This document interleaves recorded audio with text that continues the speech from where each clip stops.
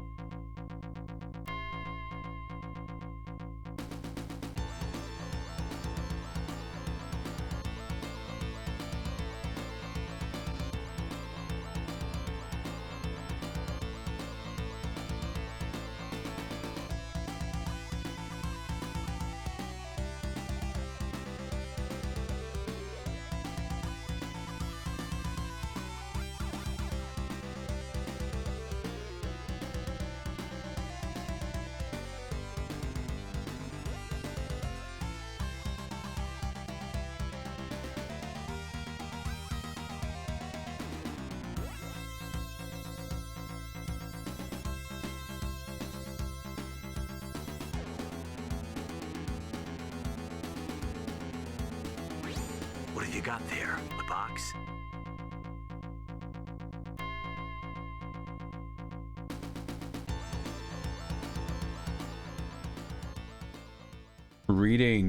Greetings everyone. Happy Wednesday.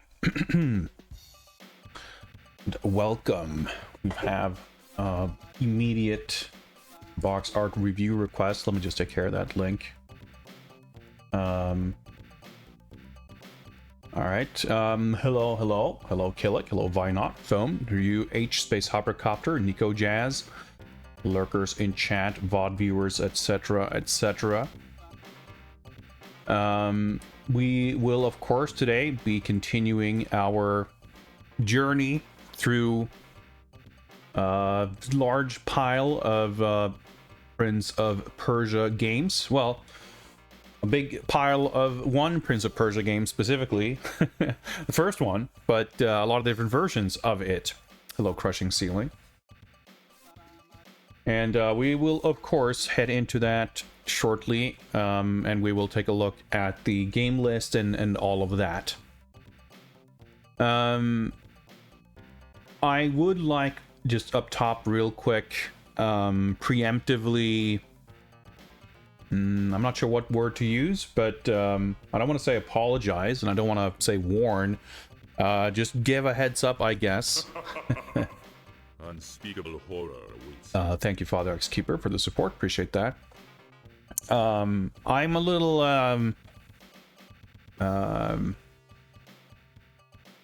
out of tune, under the weather. I don't know. I don't feel super great. I hope that that won't have an impact on the stream. But I don't know. I just felt just as I was getting started, I was like, oh man, I don't know about this. Do I really want to stream? But then I want to play video games. I want to play Prince of Persia. I want to feel something. Inform? Yeah, maybe. I guess it's just I want to get it off my chest because I feel. I mean, it's a whole stupid. You know, it's just how it goes with mental health, right? Just you feel all kinds of weird feelings about it, and I would prefer not to, but you know, just in case it seems like I'm a bit out of it. I guess I guess the simple question is that's probably because I am, but I would prefer to not let that overshadow anything else. That's not why anyone is here. But just, you know, bear with me, I guess, in case I'm a little, you know, if I seem a little, if energy levels are a bit low, if I'm a bit unenthused or, you know, if I feel a little disengaged, you know, that might be the case, but I wanted to try to soldier on anyway. And I'm sure once we get into things, for better or for worse, that probably Unspeakable horror awaits. probably won't be too much of an issue. What's up, McCall45? Sounds like you ever stream. I don't know.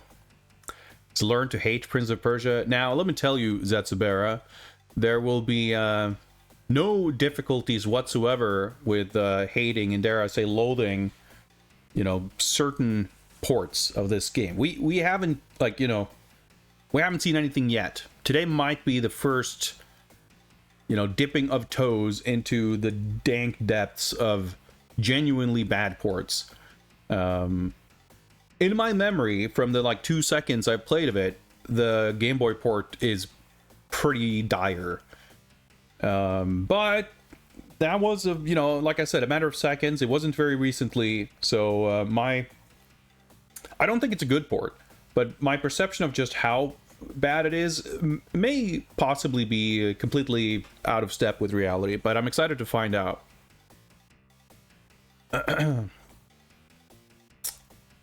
Thank you very much, Father Axe Keeper, for the kind words. I do appreciate that. I'll be surprised if it breaks the gameplay as much as the Sam Coupe version. I think the Sam Coupe version, relative to not just the games we've played so far in this like exploration, but also my prior experience, the specific ways in which the Sam Coupe version like kind of breaks are distinct, we could say. I can't think of a version that behaves just like it, but I think that there are other versions that are of equivalent levels of brokenness, as far as like not obeying the actual design rules of the original game. To what extent it like breaks the experience, well, that kind of remains to be seen. But you know, it's possible that Sam Coupe will end up being like the sort of low watermark for everything. I feel like that's not the case based on the experience I have with other versions, but yeah, it's not really until we play them properly like this that we can kind of put that to the test. Yeah, like the things, the ways in which the Sam Coupe version breaks are undeniably quite egregious. I guess I don't want to like get too ahead of myself or give too many things away, but like even not remembering the exact specifics, I feel like there are other versions that break. Like I don't know, the inability to use the sneaky step to like find the edge of a platform is like absurd, but I'm not sure if it's the only version that does that. And I want to say that even with that ability, there are versions that I've played where I couldn't get past like level 4 or 5, and I feel like that only happens if there's some significantly broken things about the game. But we'll see. As far as the Game Boy version goes, I think I've only played like level 1, but I would imagine that was mostly because like I don't think I was giving it a serious attempt at finishing it. I think I was just like booting it up to see what it was like, and I recall determining that it seemed busted, but that's really the extent of my recollection. I don't remember any specifics. But yeah, let's get into it. Let's well, actually, I guess we can do it's thematically appropriate, of course, and I had really already intended to kind of incorporate this into the stream proper, but since the request was made, let's hop on over here. I will in fact not use the picture linked here because I have a better picture on hand anyway. So let me find it. I guess I put them here. No, that's not where I put them. Give me a moment. I put them in a folder here. I did. There we go. It's a it's a pretty rough image, but it's what we've got to go on. This is the Japanese box for the Game Boy version of Prince of Persia, which is the next one that we will be playing. The first one we will be playing today. Messiah is the only company name here, but they, I suppose, held the license in Japan at the time.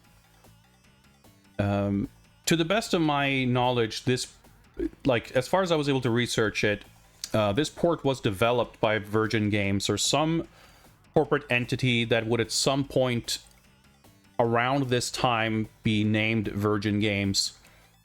Published by Broderbund, I think, maybe. We'll see. We'll find out. In the West, published by Messiah in Japan. The Western version actually has an interesting cover in its own right, and we'll look at that when we hop on over to the main scene. But Messiah saw fit to completely change the cover for the Japanese release, which, you know, they had done, well, not them, but the Japanese releases, there are no, trying to think of it, to my knowledge, there are no Japanese releases of Prince of Persia that uses a, like, American box art. The PC-98 got a new cover, which was then repurposed for most of the other Japanese releases. This Game Boy one had its own cover, and of course the Super Famicom one, also published by Messiah, had the Katsuya Terada artwork. But this is kind of an interesting one. It's obviously, you know, depicting the kind of gameplay that we're you know, the experience of playing the game. It's got the dungeon hallway, it's got the traps, it's got the collapsing floor. Like, they do a pretty good job of incorporating a lot of elements of the game into one drawing in a way that's both like representative but also not fully overwhelming. I think it also, of course, doesn't really like it's specific and it's authentic in what it's showing, but in being specific and in being authentic to the gameplay experience, it does kind of lose something in terms of depicting the atmosphere. This is not the only Prince of Persia cover to depict the kid like in a perilous dungeon hallway as it's kind of its main motif, but it does do so in a way that's representing the character in the game and the, you know, the level design in a pretty authentic manner. You know, it's not looking to depict, you know, a screenshot that's like painted or whatever. You know, it has the sort of dramatic angle, but it's still, you know, it is depicting the location as a very kind of flat two-dimensional hallway. And like, I'm not the biggest fan of doing things that way, but I do like this much better than the kind of typical American style of main character surrounded by a bunch of things in the game. You know, that's not a descriptor of a Prince of Persia box in particular, but it's a pretty common sort of, you know, 8-bit, 16-bit, NES, Genesis, Super Nintendo style box art.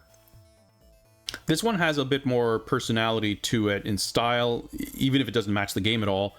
And I think it's like the authenticity in its details like is cool, but I think it's lacking in being less evocative of the vibe and atmosphere. Not having Jafar, not having the princess, not having, you know, combat, not having the time, not having, you know, there's several elements of the game. I mean, I guess like the whole hourglass time thing isn't necessarily, it is, I think there's an hourglass somewhere in the Super Famicom box.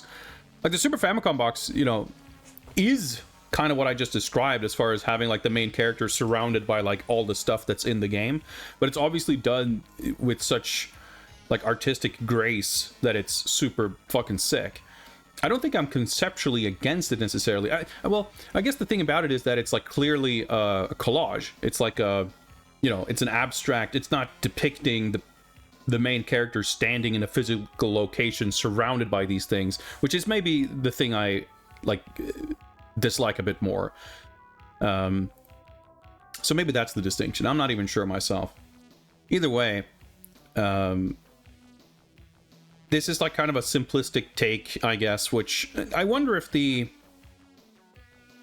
sort of kid-friendly, cartoony aesthetic, you know, you've got the skull and of course the character himself, like, it doesn't, not that the game is like a horror game or anything, but it has a, like, typically, if you look at the other box art illustrations and the game itself, like, it has a pretty, I'm not sure if adult tone is the right word for it, but it's not really, you know, it certainly doesn't feel like a Saturday morning cartoon the way this kind of does. Or, you know, more appropriately, I guess, some sort of Shonen Jump manga series or something. But it still works. Like, I feel like it's not an inappropriate...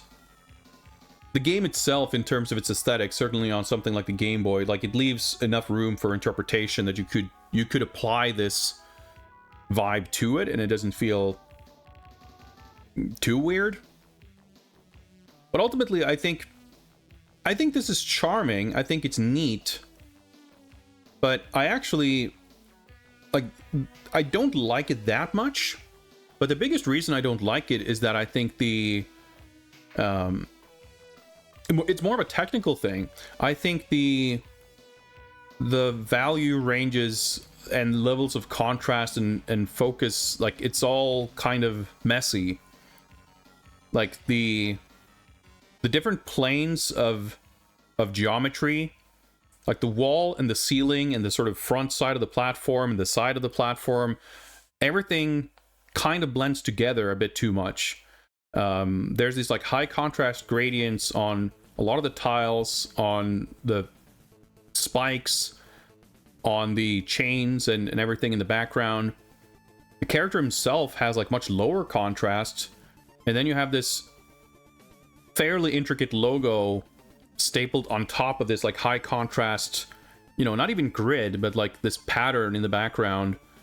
So it's very difficult to parse the kind of geography and the geometric relationship, the sort of space at a glance.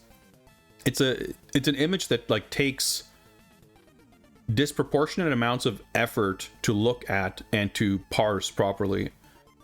And I think from a compositional standpoint, clearly the character is or should be a focal point, and it is. Like, the fact that he's all dressed in bright white means that like your eyes kind of drawn to him. You know, the sword arguably acts as like a sort of guide from, you know, your eyes might dart to the logo at first, but then the sword sort of guides you to the character. The spikes mostly kind of point up towards him. There's the angle on the platform that sort of points up toward him. Like, there are things like that that work, but I think the levels of contrast and how like a lot of it is a bit noisy and kind of blends together. There's something about that, I think, that just like really makes it a sort of frustrating image to look at, because it's like it's not as visually pleasing as I feel like it should be, or at least could be. I don't think it's like ineptly drawn or anything, but I think it is like the logo really doesn't help. Like, it's sort of, it's not that there's a bunch of detail in the image that is unfortunately covered by the logo, but the logo itself, as you know, it just competes. The logo and the image behind it just competes too much for visual attention, that both of them sort of suffer for it.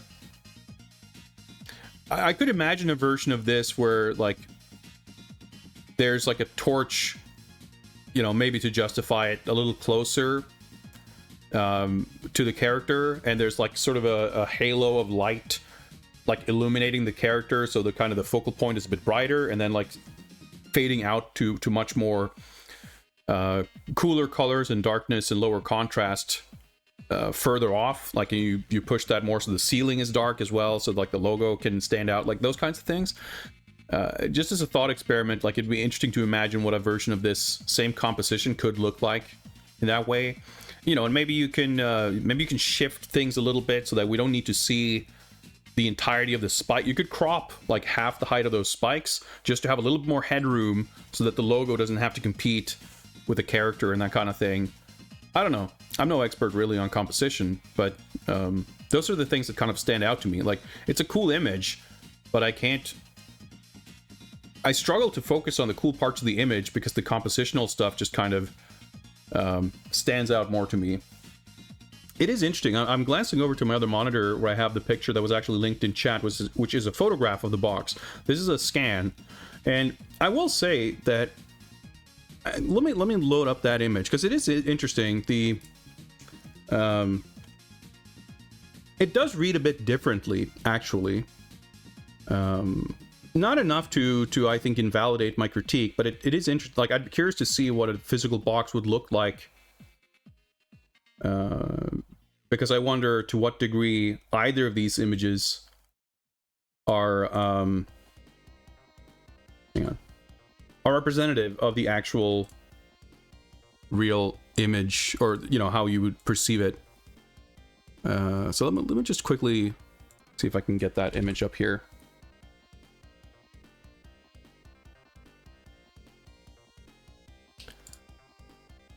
Like, I feel like the contrast between I don't know what the deal is, if it's like maybe the scanned image I had just had some really bizarre contrast treatment, like, you know, color correction. I have no idea. I think the logo certainly doesn't compete as much with the background here, but there's still a lot of weird contrast issues, I think, where like the ceiling and the back wall kind of blend together. But again, there's like multiple planes that sort of don't stand apart from each other as much as I think they should. It's pretty charming though, and it's definitely not ugly. I don't dislike it, but I think it has a lot of issues, like I said, that kind of make it a little difficult to look at. Like, it doesn't really pass the poster test for me. It's just like not that exciting of a composition or sort of a subject. It's well done enough, but I don't know. I'm now, you know, pondering the whole scoring situation, and I just find it difficult to find enough reason to push this past the 3-star barrier. What's up, Max Devlin? Welcome. So I think that's where it ends up. Like, it's neat. I like it. 3 stars isn't a bad score. It's not a ugly or bad cover. I don't dislike it, but it's not, to me, it's not great. It's neat. But I feel like it has to be great or really compelling in some way to rise above 3 stars, and it has to be really great to reach further than that. So there you have it. That's my review, I guess, of the Japanese Game Boy Prince of Persia box. So with that, let me hydrate.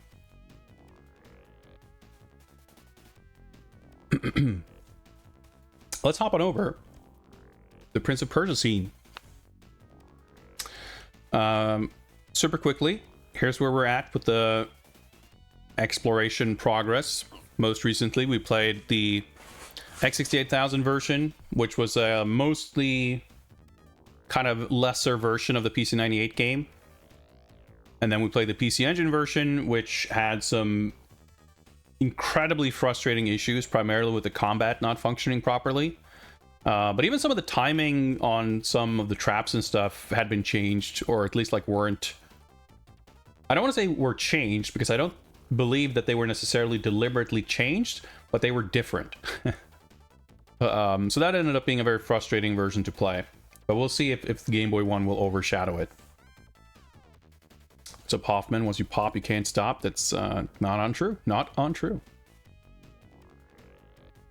After the Game Boy version, we should hopefully have time and energy to also play through the Mega CD version, which, in my recollection, is a very good port.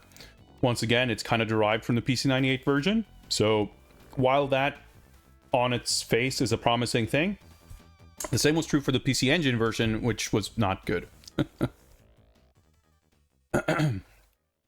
Greetings, Mr. Radon. Can't believe we never got a movie tie-in game with rotoscoped Jake Gyllenhaal. Well, we kind of almost did. We got a game that came out alongside the film, but it wasn't based on the film, since the film was already based on an older game. I mean, I guess it's not, you know, strictly a tie-in. It doesn't have his likeness, and he's not rotoscoped. But The Forgotten Sands is a game I am excited to get to play at some point. It's a game that I feel like, not obviously taking into account obscure old ports or mobile games, but like as far as 21st century console releases, I don't know, we can add a couple of caveats and disclaimers maybe, but it's a relatively untalked about Prince of Persia game. You know, there's the Sands of Time trilogy, then there's the 2008 game, and then there's the Forgotten Sands. None of those, I feel like, it's not like the 08 game is necessarily discussed at length with any regularity these days, but it comes up ever so often, and like people remember it. It's like, oh, it's the one where you can't die, right? Oh, it's the one with the girl, right? Oh, it's the one with the Nolan North prince, right? Whereas the Forgotten Sands, I feel like I've never hear it even brought up. And I would imagine that it's probably got a decent amount of similarity to the Sands of Times games. I mean, the 08 game has a lot of differences, but it has a lot of similarities to those as well. So I can't imagine it being all bad. I have it at least on at least one, I think 2, possibly 3 platforms. So we'll get to it some day, some year. I don't know, but not today. Today, we will be playing the January 1992 release of Prince of Persia for the Nintendo Game Boy. What happened to the PC Engine CD version? To make a long story short, I mean, you can obviously, you can watch the full playthrough, or the full attempted playthrough. Although we actually loaded up a save game to play through the ending as well, so we kind of did do the whole game on the last stream. The long and short of it really is that the combat is completely broken. There's a bunch of other minor things that are a little iffy here and there, but for the most part, it plays okay, but the combat just doesn't work correctly. There's no, like, counterattack after a parry, and enemies don't get pushed back properly when they block. So, like, the entire strategy of how you do combat is just, like, totally different.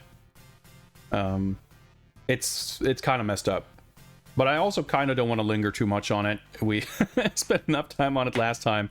And, I don't know, we might find entirely new things to get upset with in the Game Boy version. Who knows? So I did make a little amendment here to my stream layout. I added this thing so we can actually take a little bit of a closer look at the box. And we have a little slideshow here between the two different versions. So here is the Western Game Boy box. This particular version published by Mindscape. This publisher... The whole publisher situation gets very messy and all over the place.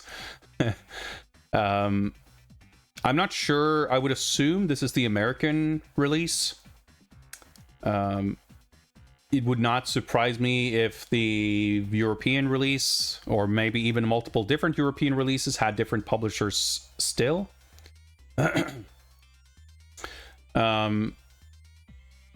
But interestingly, it's not published by Virgin Games, though they actually made the port, as I understand it. Again, the credits situation is kind of clunky and difficult to figure out, like who was working for what company at what time, and what was that company actually called. So this, like, Virgin Games has a credit on the title screen in this game, but it doesn't really make clear, you know, there's a credit to Virgin Games, there's a credit to Broderbund. There, in this release, I'm sure there's some mention of Mindscape. If you play the Japanese version, Messiah, NCS would be mentioned. So it's not really clear who developed it. But as I was trying to cross-reference the staff, multiple of the, like, the lead programmer and I think some of the artists, like, they had worked together on other things at a studio that at that time was not called Virgin Games, but would eventually become Virgin Games. Like, it's very convoluted, but that's the best approximation I could make in terms of finding a responsible party. And their name does, again, appear in the game, at least. When I get to the Game Boy Color version, am I expecting it to be very similar to this one? Not at all, because it has no connection to this version. It is not. It has nothing to do with this port. It's a completely different port by a completely different group of people. It is. Let me take a quick gander here. Actually, now that I look at it, that might not be true. It's a different company, but okay. Now I remember why this seemed familiar. Ed Magnan was the lead programmer on this, and the Game Boy Color version is credited to Magnan and Associates, which is, I guess, the company that he eventually formed later. So maybe they are similar. I would have assumed that they were completely different. No similarities whatsoever. They obviously don't look the same. It would generally, as a general rule, it would be kind of a foolish mistake, or, you know, it'll be naive to look at a 1992 Game Boy release and a 1999 Game Boy Color release of, you know, the same game and assume that they were similar because they're on similar platforms. I mean, we've seen examples of games ported to the same platform, but they're released by different people, or there were changes in whatever. So, like, I would have assumed that they were totally different. But now I'm thinking there might be more similarities than I would otherwise have thought. But even then, at this point, I would say it would be more surprising, or at least more interesting, if they are super similar.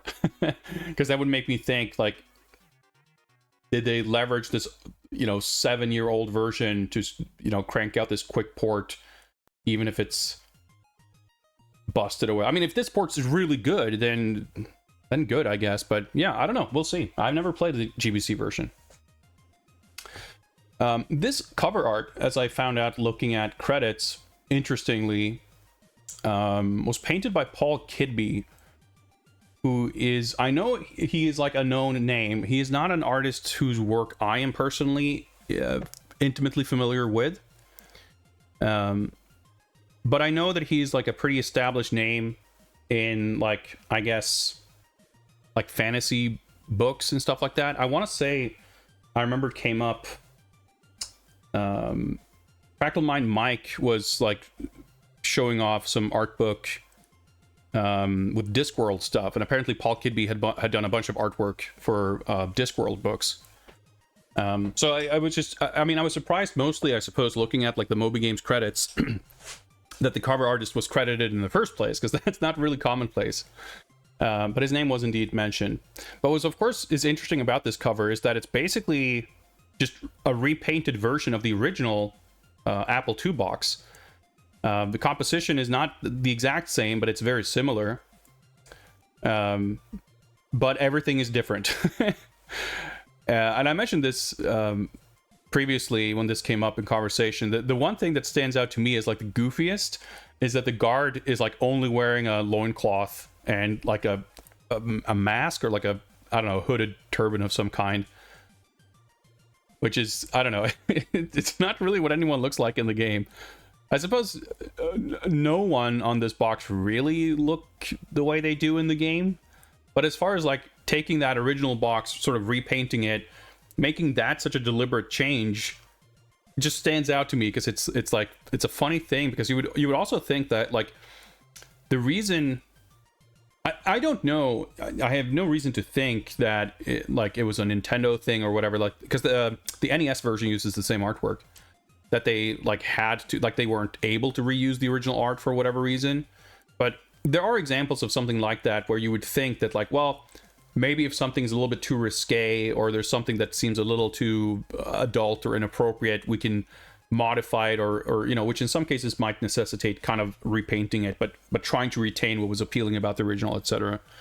But this, I feel like, goes in kind of the opposite direction.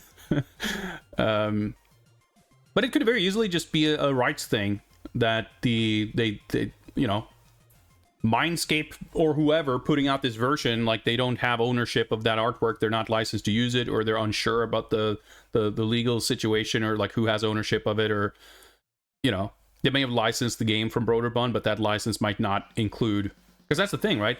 After that initial run of PC releases from Broderbund, that original cover art I don't think was ever used again. I do know that it's not because the original artist owns the rights to it, because that was covered, you know, at length by Jordan Mechner. But maybe Broderbund didn't have it around anymore, or they weren't willing to license it, or who knows? Because again, like, once we sort of hop over to different publishers, they tend to change artwork. But so maybe they just like would have wanted to use the original but couldn't, so they kind of figured, oh, let's make our own version of it, and this is how it turned out. But even so, it's hard to not be a little curious about whose choice it was to yeah, to make the guard a little sexier. It's funny, but it is, you know, this isn't a bad piece of art per se, but to me it is definitely a lesser version of the original. Like, the original painting is just better than this. Like, the individual characters, Jafar and the princess, like, Jafar is a little, I mean, it seems like a silly thing to say for this character in this setting, but he feels a little too mustache twirling. He's not really, he doesn't read as sinister and powerful. He kind of reads a little goofy to me. But I like how the princess looks. I think the framing with the window and the buildings and the moon, like, that's all pretty neat. But ultimately, as far as the complete composition and the colors and everything, I definitely prefer the original computer box. And of course, the Japanese one we kind of already looked at at length, so we don't really need to cover that anymore. So for the sake of convenience and practicality, we're going to be playing this on emulator. I was contemplating trying to do this with my Super Famicom and Super Game Boy and everything, which I guess we could, but I figured, yeah, screw it. So I'll just plug in a controller here.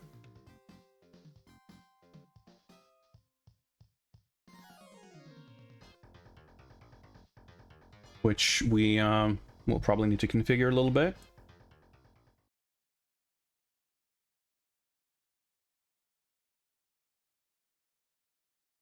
Let me set up the game. Have I glossed over the Super Nintendo and Genesis ports? Nope, they're on the list. We're doing this in largely chronological order. So we're doing the Game Boy, Mega CD, FM Towns, Mac, and then we're doing the Super Nintendo one.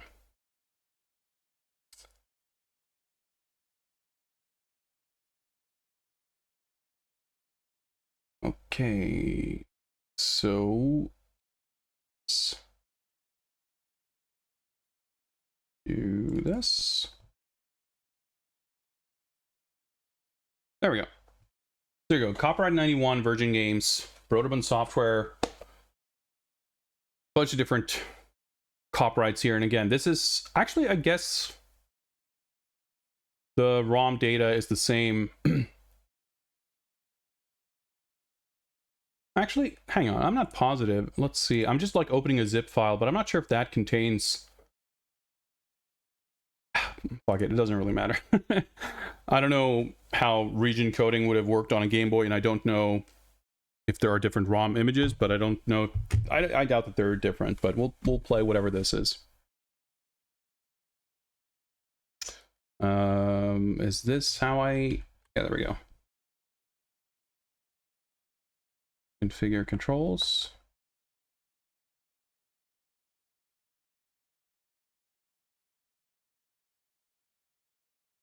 There we go. Greetings, Sage Chaozu. Welcome, welcome. All right. Programmed by Ed Magnan. Graphics by Ron Miller and Darren Bartlett. Music adapted by Tom Tellerico. Citation needed. Product manager Seth Mendelson. Produced by Stephen Clark Wilson.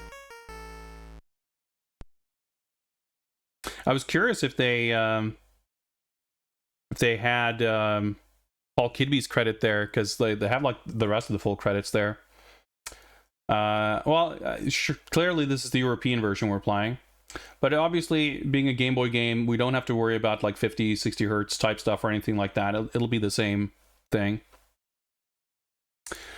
Yeah, so no main menu, no like just the title screen, and I didn't press a button or anything. We just like went right into this. No opening actually, but I guess that makes sense. We would pick language first because the opening has text in it. The graphics look pretty okay. The main character looks a little goofy, but you know, it's Game Boy. You've got limited resolution. What you gonna do? Of course, nothing here seemingly inspired or interpreted or borrowed from the PC98 version. Hello, Marty.Zone. You have a feeling this will be quote-unquote good? See, I haven't touched the controls yet because I mean, this is a neat little screen, but I'm also like, for the purposes of my very specific, I don't know, weirdnesses, I'm feeling a little annoyed because we're going to find out things about the controls in this game before we start playing. This screen alone could divulge information that I guess I would prefer to discover as we play. But, you know, we'll do this. I'll climb a ledge and enter a staircase, and then we'll watch the opening, which I hope is still in the game. But who knows? Okay, seems a little weird already. But not enough to say anything for sure.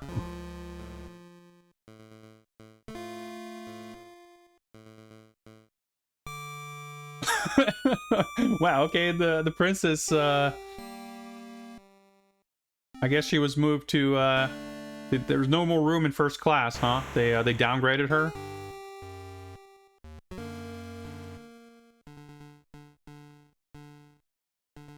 I presume this is still what passes for the palace tile set in this version. Because there's like 58. Okay. Sure.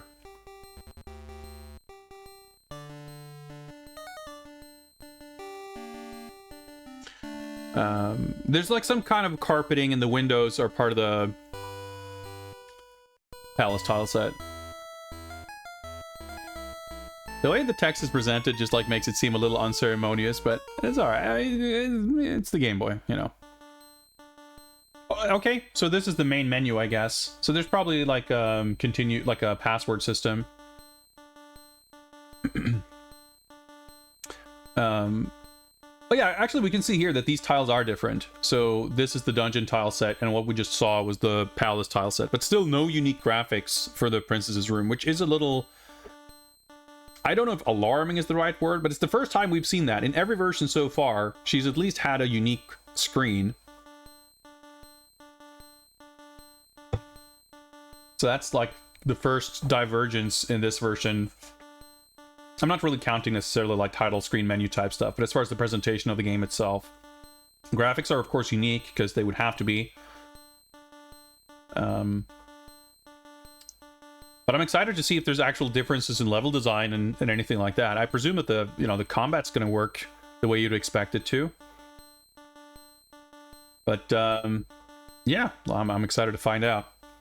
I find Game Boy conversions to be inherently hype. You know, it is. I can see what you're saying, Goaty, and I don't exactly disagree. They are in the fact that, like, they are in the sense that the least interesting thing about a conversion is when there's, like, nothing distinctive about it. A bad port that's unique is far more interesting than a, like, serviceable port that has no distinguishing features. But I'm not sure if I would go so far as to say that that translates to excitement. There's an inherent novelty to it, but whether that translates to excitement, I think hinges on how playable something is, or whatever positive qualities we may find within.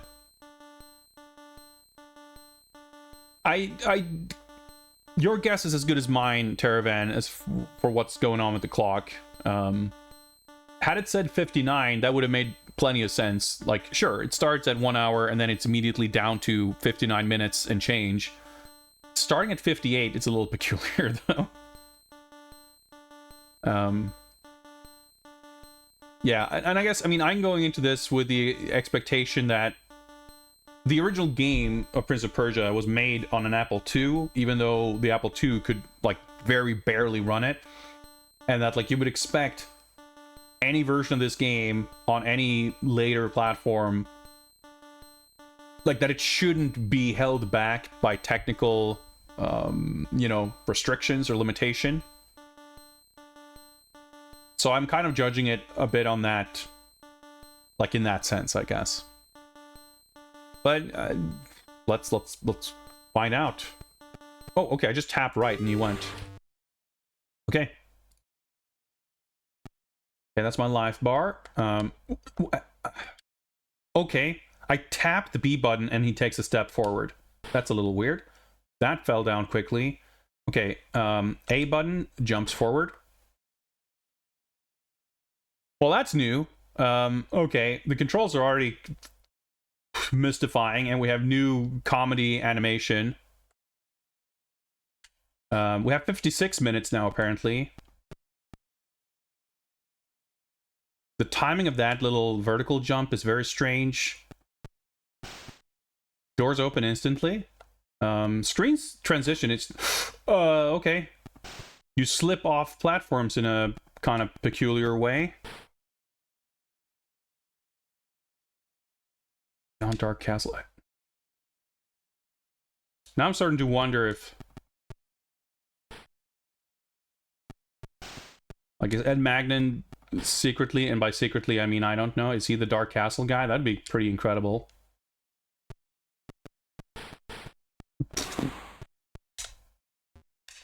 He, like, floats to the air pretty slowly. Okay, you don't press the action button to pick up the sword. Down works. So this skeleton is always, like, the scale of it is always a little bit funky, but rarely is it. The size discrepancy between that skull and the main character's head is pretty exaggerated here. Okay, are we down to 55 minutes? The whole smacking your head into the wall is pretty infuriating. because like you can't really stop like before touching a wall. I'm pretty puzzled by this because there's like a million things that are different. Tiles fall down when you don't stand on them.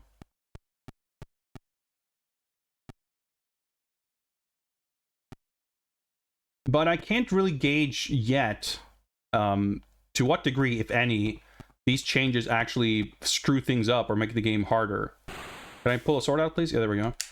B to parry, A to attack. Okay. Oh, okay.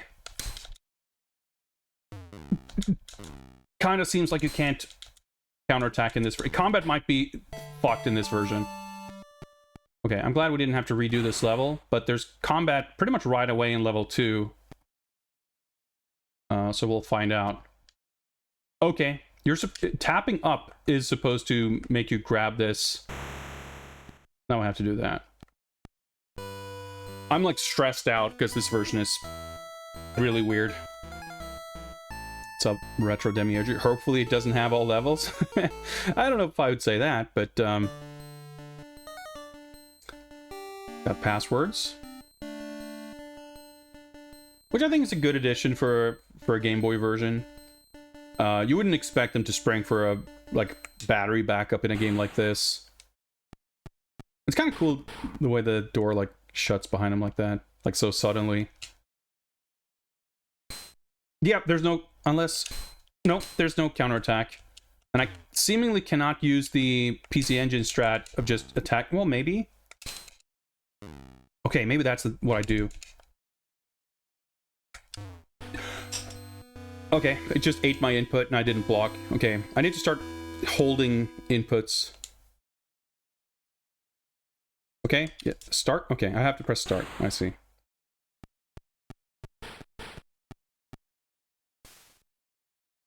No, wait. Okay. Block. Oh my god, the timing of the block is super messed up. Okay, you can press start. This is going to be a chore to play. Again, the combat's supremely messed up. Like, this animation is just, like, lasts longer than it should. Okay, I can at least buffer the inputs. I can hold attack after blocking. If that works as reliably as it does in the PC Engine version, that will at least let us get through combat. The potion vials look very dinky in this version.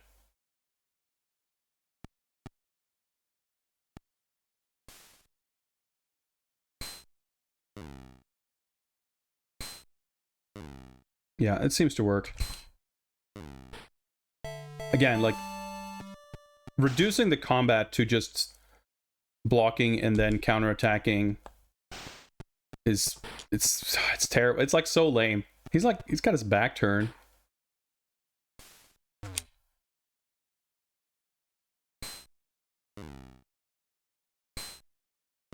Very unsatisfying that the health bars deplete with like a delay. It's kind of weird. Also, I just realized he holds up his sword like when he first finds it. Shit, the first one is the healing one. I hate that animation so much. Like, not only does it add a delay, like, it looks kind of stupid. And doesn't, like, really fit. Oh!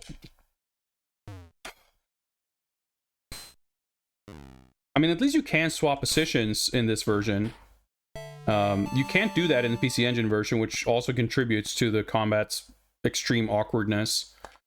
So I think even though the combat's whack in this version, it should actually not provide as much of a obstacle. This is supposed to be a health extension, by the way. The extra frames of animation of him gulping down the beverage, it's pretty good.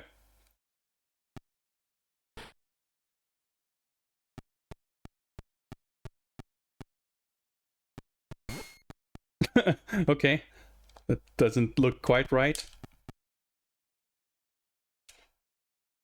Because you tap the B button... Actually, let me try... No, yeah, okay. If you hold B and tap forward, he actually runs forward. Okay, well, I didn't have time to crouch to avoid damage, but I also just didn't take damage. I really don't like the way... see, now I, like... My muscle memory is all messed up because I'm used to, like, holding the action button as a way to, like, stay safe. Because it means that if I, without thinking, sort of tap a direction, or if I hold a direction for too long when turning around, I will at least do, like, a sneak step instead of start running. But that doesn't apply in this version. The timer does seem strangely... Like, we're doing pretty well. I'm not, like, mega speedrunning. We took 1 death there in the beginning of level 2, but... To be at, like... You know, we'll be at 45 minutes before this level is done. I don't know, it seemed weird. Timer's definitely fast. Like, the alignment of how you land on these tiles... like, isn't quite correct. I can't... I'm too afraid to do a running jump from there. No sound effect from the door opening. Because it opens instantly. And yeah, I don't know what that means for it eventually closing. Excited to see what the skeleton fight's gonna look like.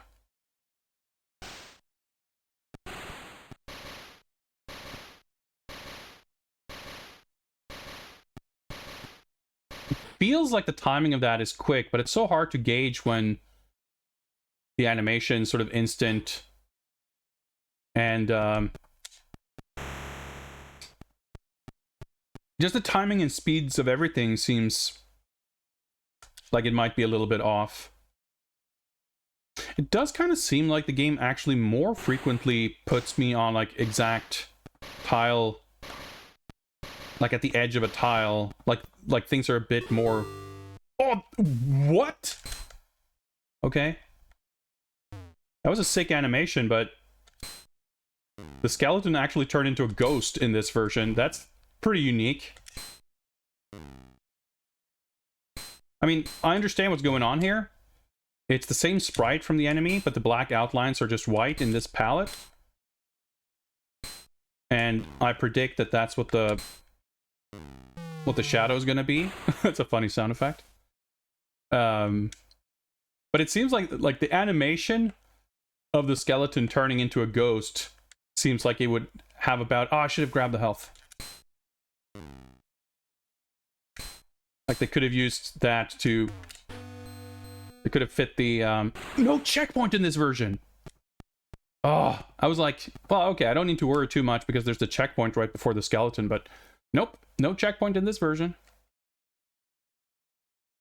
Well, my hubris got to me. Although it was mostly thoughtlessness. I didn't think to grab the potion. Well, I suppose...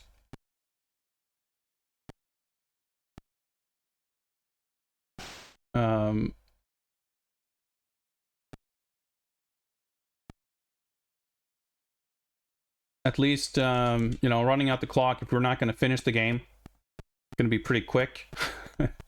Oof, I pressed the button pretty late there, but... timed it correctly, it looks like. I mean, the fact of the matter is that the skeleton is only used in this one fight. Which is, like, such a cool thing that, like, I feel like I tend to forget. That it's, like, literally one enemy in the entire game. Oh, that timing doesn't work. Trying to keep things brisk here, because the timer, it will be a factor.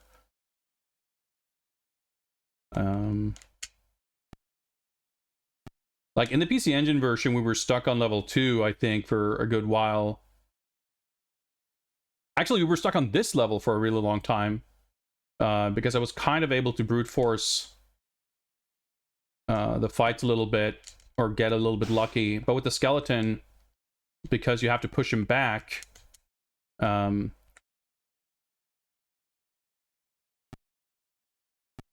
in the PC Engine version, there's like no proper knockback if they block. It took me like 20 minutes or something to figure out. Actually, I don't know if figure out is the right word, because I don't think I really figured anything out. But it took me that long to eventually finish. And our time ran out, I think, at like the end of level 11.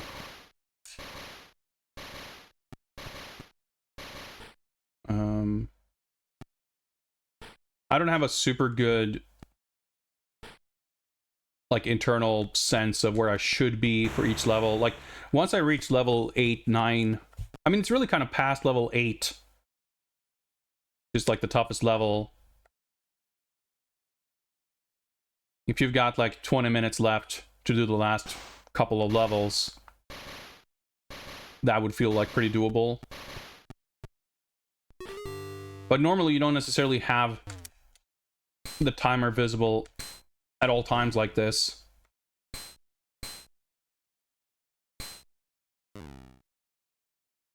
Oh. Thanks. I got so confused by that. So it is good that you can swap positions. It happens a little too easily. It feels like you're supposed to be able to stand. There's like one position where the characters are at sort of point blank range that feels like it doesn't exist in this version. So when you're trying to step into that range, you just swap positions instead. And the way it happens instantly, and you know, because that point blank position doesn't exist, the swap also then puts... I jumped too soon.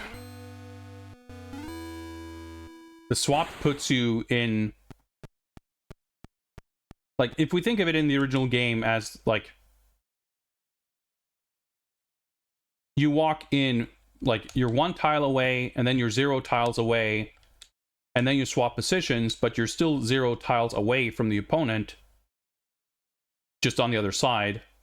In this version, it feels like you go from being 1 tile away, like you're 2 tiles away, you're 1 tile away, and then you swap, so you're suddenly 1 tile away in the other direction. So you actually move much further physically. That's the... Yeah, okay, whatever, this works.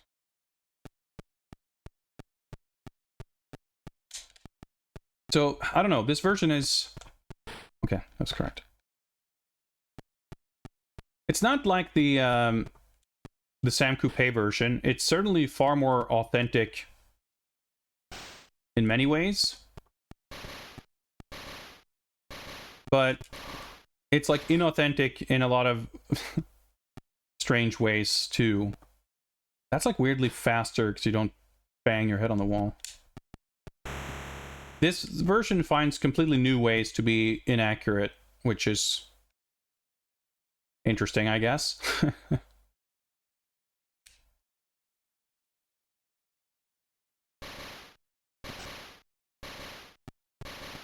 Try this again. So the thing is, like, you kind of want to be aggressive because you don't want to, like, be in a stalemate where you just get pushed back like that, right? So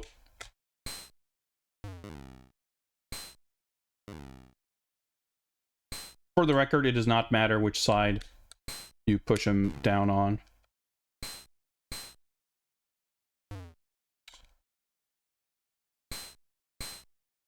Oh! Like, it's hard to... I can't put it in words, really. There's, like, a huge delay on the actions you try to... Like, you commit to taking a step forward, or you commit to blocking, or you commit to attacking, but the thing you commit to doesn't happen instantly. And as a result, like, the fact that you have to, like, preemptively try to step forward, in this fight specifically, I can't just be passive. In any other fight, I could just stand my ground and not worry about positioning so much, as long as I don't, like, fall into a pit. But I, in fact, have to force this guy into a pit, which means if I just sort of stand my ground without pushing forward, the fight will never end. So I have to take a risk committing to taking a step forward. Doing the vertical jump doesn't seem to push you forward, by the way.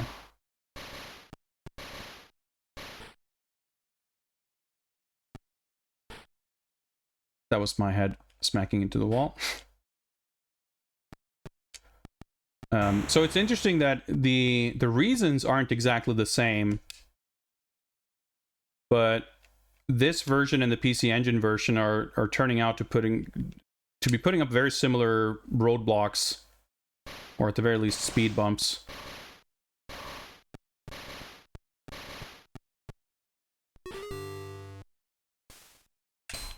See, I get pushed, like, unless I'm...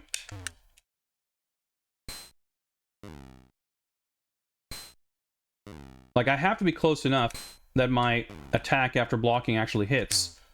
But there's, like, one exact position where that's true. If I take one step forward too far... Oh, my God. Like, I can't block his attack at... Basically, there's two ranges where his attack can hit me, and I can block it. But if I'm at the further range, my follow-up attack, and I don't want to use the word counterattack because it's not a counter. It's just once I'm finished blocking, I can then initiate a new attack. But if I block and then attack, when he hits me from the further range, my attack will whiff. It will not be in range. So I have to position myself such that he is in the closer of the two ranges that will connect.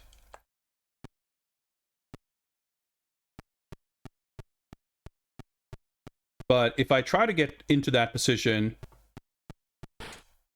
and he decides to attack me at that exact moment, I am not able to block that attack.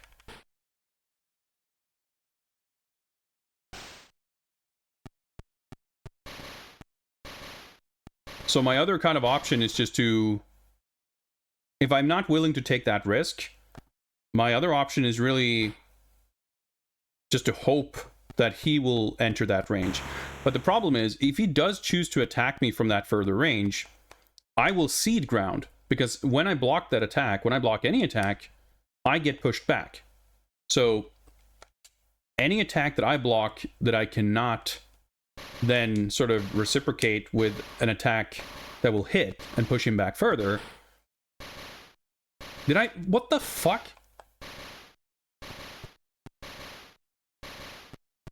I missed this switch? How is that even possible? How did I climb up and what? Okay. Pull out this. Oh my Jesus Christ. Okay. Yeah, if I just don't pull out the sword, that also makes it harder to win the fight.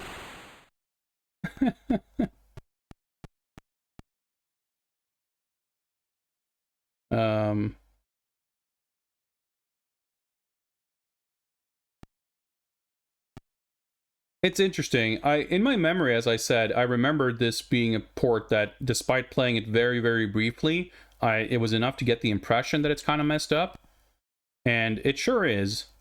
And I could not, like, have predicted that these ways specifically would be the ways in which it is messed up.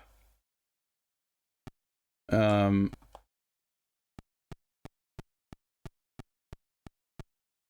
I'm kind of like trying to mull it over in my head if this is the worst version yet or not.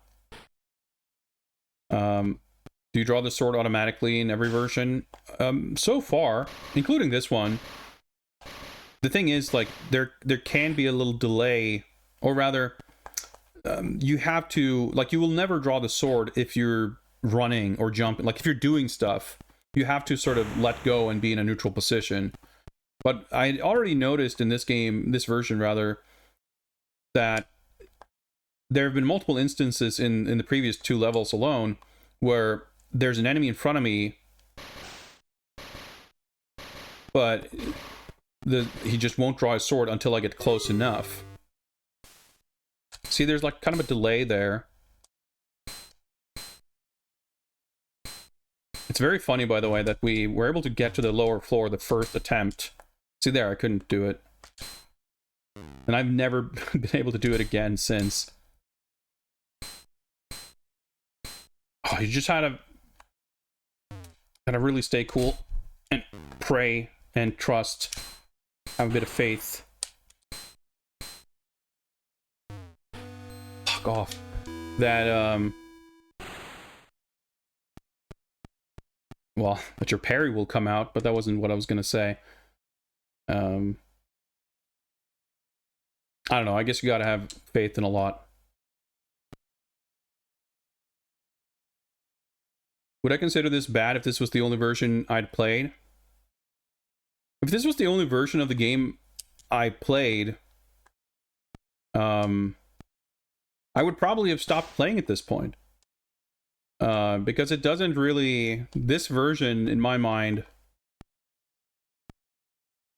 Like, if this was the only version of Prince of Persia I knew, I would not have fallen in love with Prince of Persia. I'm pretty sure. Because, you know, I feel like half of the stuff that's, like, kind of cool and what's going on here, my brain is filling in a lot of the blanks with knowledge from other versions and experiences I have.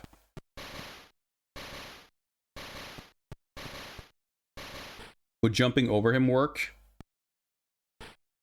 It's not supposed to. Basically, in the proper, like, versions of this game, in the DOS version, for example, there is, like, I think it's a one-frame trick, albeit 112 FPS frame, I guess. Like, I've seen people do it in speedruns. You can jump through guards. But that's obviously not by design. Now, I don't think I could really do that here, because I need to climb down on the right. And I don't know how I would be able to do that without him attacking me. Oh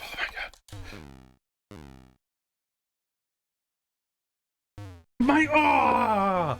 You attack and it just like... Oh, he just stands there and you hold the parry button and nothing comes out.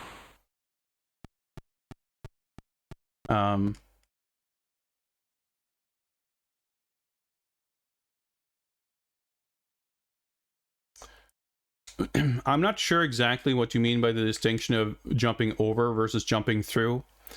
Maybe you can drop down. I mean, we can try dropping the tiles above, but I can't really see how that's going to help. But it is true, like, you know, I kind of realized in, I forget which version it was, but there was a version we were playing where it turned out that you can do a running jump on like a single tile. Was misspaced, which you're obviously not supposed to be able to do, but like I play all these versions with the assumption that they play by the same rules. The tiles don't even drop. Yeah, okay, so no, that won't work.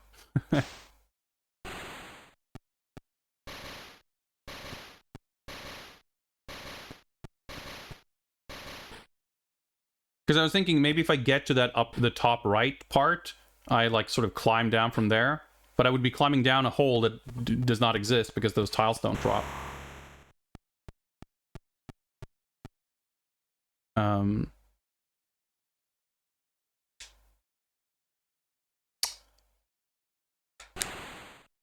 I can see, I don't remember exactly, I don't know if I can time a running jump from here. So I don't know. Yeah, there we go. Yeah, that didn't work.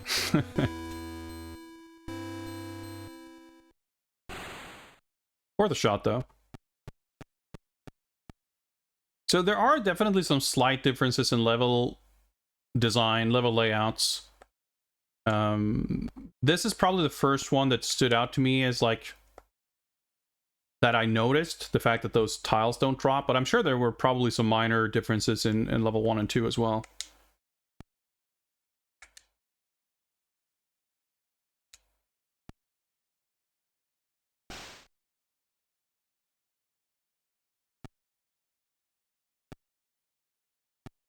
Yeah, like, I don't know if there's a gap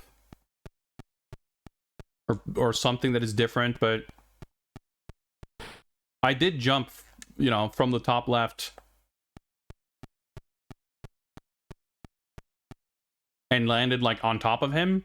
And I was not touching anything. I was waiting to see if he would draw the sword, but he didn't, and I got attacked. So it seems extremely unlikely that there would be some way to make it to the ledge and be able to climb down without being attacked. I don't doubt that what you're saying is true, of course. But it's just, it's a trick that basically boils down to manipulating or abusing very specific quirks of the enemy behavior, which won't work if the behavior is different. But like nothing's the same. Everything's a bit different.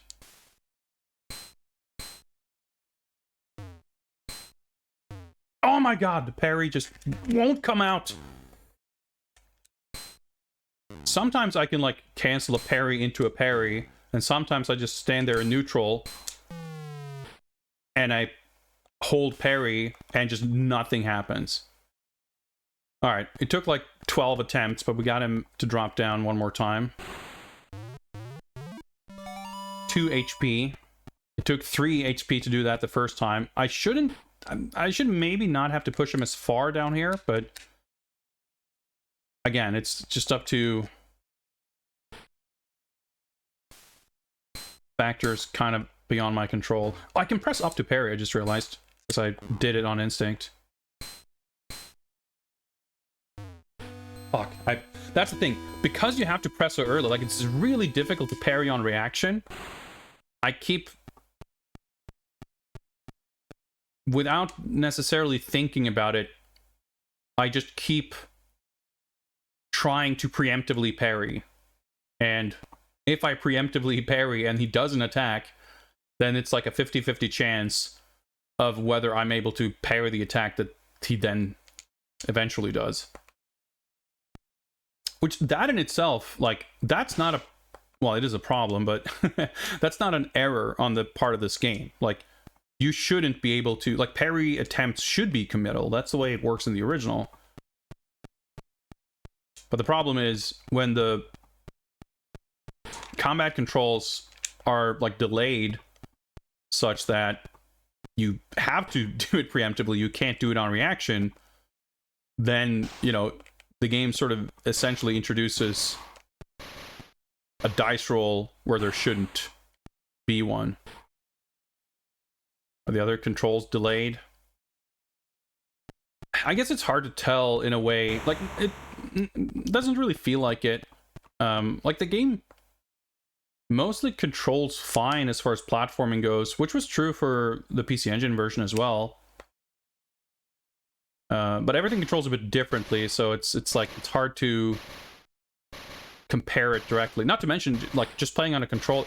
This pisses me off so much.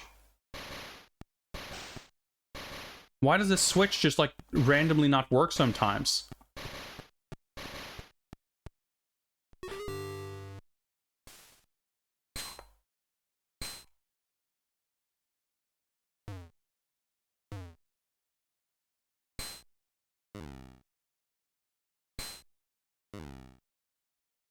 I gotta try super hard to just, like, read the graphics.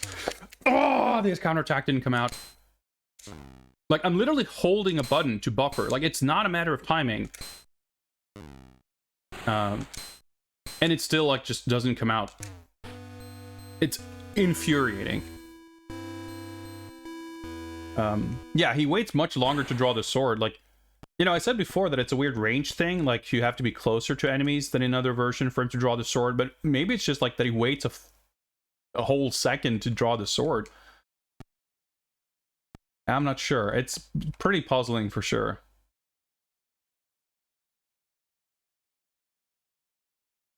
Given that this game does have a password system, we could conceivably see if we can look up some passwords to see later levels, because we are definitely not completing this game. At this point, it's like, well, can we get to level 4? Can we get to the palace tile set? Can Can we defeat this guy? Greetings, Nikita Lobo. But it is funny, like, the fact that the princess room is missing. Like, there's no unique graphics for it in this version. They didn't put the skeleton graphics in this. Like, it seems... You know, the original game was not a big game. And in fact, both the Apple II original and this both use, like, 4-color palettes, right? So... It seems surprising to me that a Game Boy game would have to make, like, cuts to fit the graphics. Like, cuts that we didn't really see in any other version. But I guess they, oh my god, the sword, please. Some expenses spared. They didn't spring for a very large ROM size for the cartridge.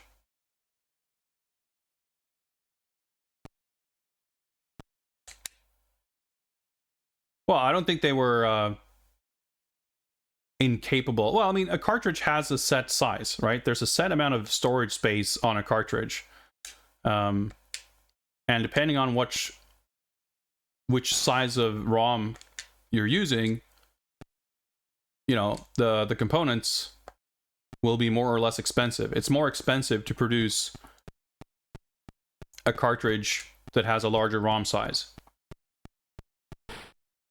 So, when you're manufacturing a game, you have to make a decision for what kind of ROM size you're going to use.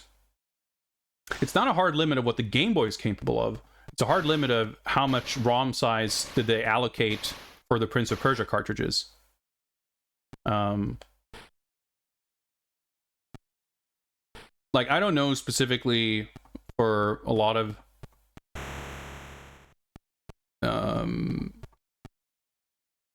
game consoles, but on the Mega Drive, for example, like a lot of the early games would have been like 2 or 4 megabits, and I want to say Strider Hiryu, when that came out, was like an 8 meg cartridge, which was like kind of a big-ish deal.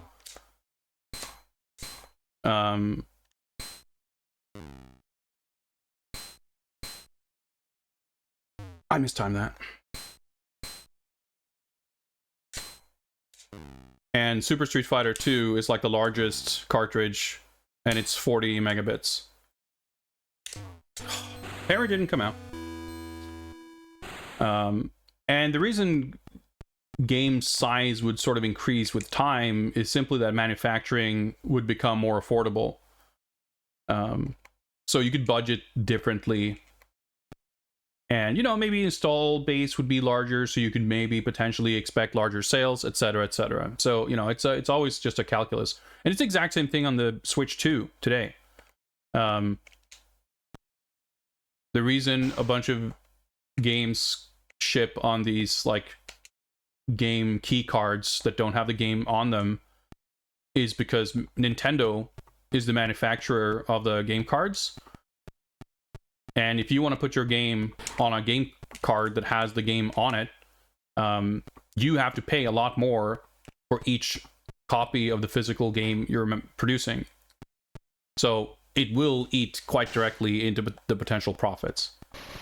So that's just a calculation that always had to and now still has to be made for games that ship on media that have, like, variable ROM size or storage size. And that's a big part of why, you know, it's the same thing for computer games. You know, just a question of how many floppies would you ship on. And that's why CD-ROM was such a huge deal, because pressing discs was a lot cheaper than manufacturing ROM cartridges. And you got a lot more storage space, and you didn't have that variability. So it took a lot of sort of uncertainty out of it. There we go. Okay, so I'll have 3 health now. But it also means that there's a lot of cases in history where games have just had to be compromised in order to fit on smaller cartridges. And it's not unusual either for that to be something that changes over the course of the development of a game, where it might be intended for a certain cartridge size,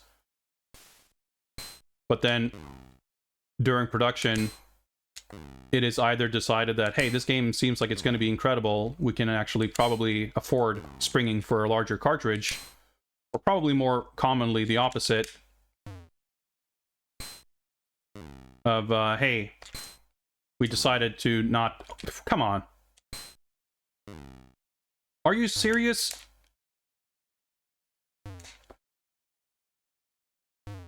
And the block didn't come out. Jesus. Ah. He was like standing on the pit.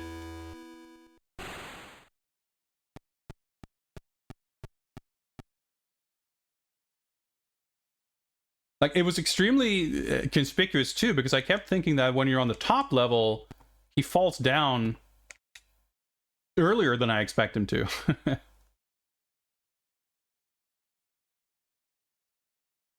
Yeah, so I mean, like, as far as different ROM sizes or, you know, Switch, it was the same thing on like the PSP and, well, maybe not the PSP, but the Vita,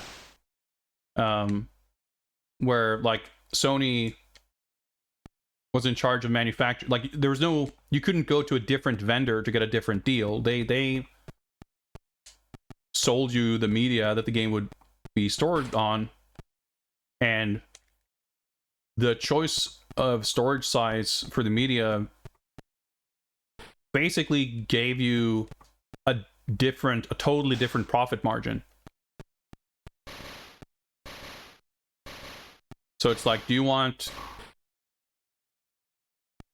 20% or 50% or 70%? I mean, these numbers I'm just making up, but like, it could be a pretty drastic difference, like, of the cost of each copy of the game produced to go to the platform holder. In a lot of cases, you could justify that larger expense per copy if it's a game, just like production budgets in general, right? You can justify spending more money creating something if you expect that it's gonna be popular enough to, you know, to make more profits. Okay, well, that was smooth. So, that's all to say that the missing graphics in this aren't like a mystery of how they were unable to, you know, to put a skeleton on a Game Boy. But more so interesting that apparently, you know, a game that fit on a, I think it's on a single floppy on the Apple II, and hasn't otherwise been compromised in any other ports we've seen. It's too far.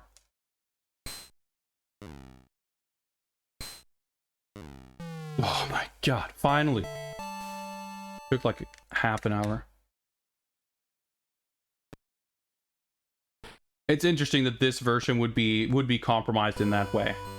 Holy shit, that took literally like, well, at least in this game's clock, like half an hour. Ugh. So my slight befuddlement. The closest I guess we've seen is the Sam Coupe version, I think, had some shared tiles. So it's funny, when you look at the screen, it kind of looks like a dungeon, but these tiles are actually totally different. This is a completely different tile set from the dungeon tiles.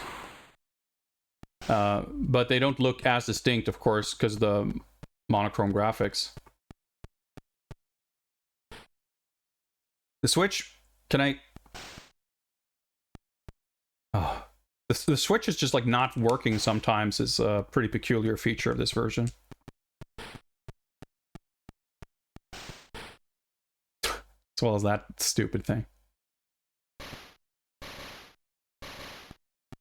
Why did I fucking bother with this? I'm gonna game over in 2 seconds anyway. Well, whatever.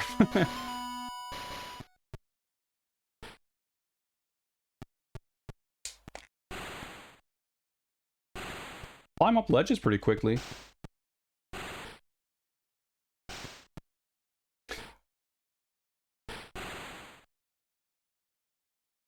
So now this isn't open.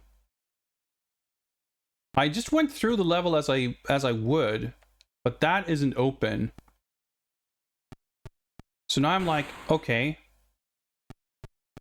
I don't even know what switch opens that door. I just know that when I do this the way I always would, this door is supposed to be open.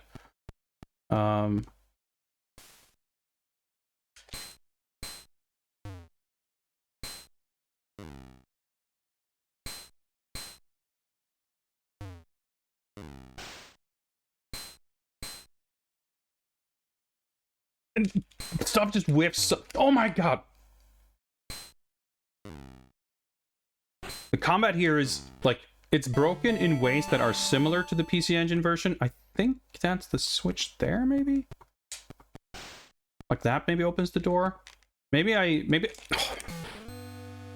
the foolish mistake of holding the action button and tapping to the side to try to step, but you can't do that in this version.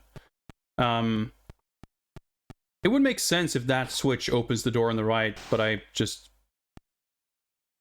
for whatever reason... Yeah, that... Okay. I think there's supposed to be a tile right here in this gap that you drop down, but that tile, I guess, doesn't exist in this version, so you never drop a tile.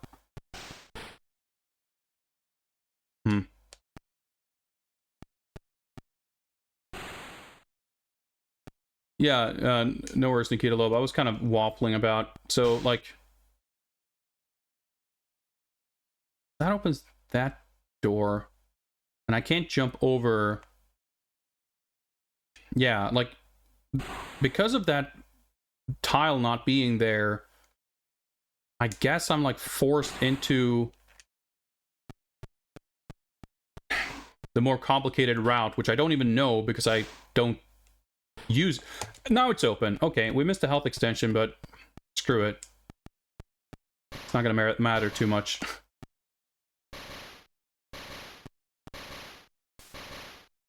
Because there's like no sound from the doors or anything, it's... Oh my... Hole's just... Oh, okay. I guess that works.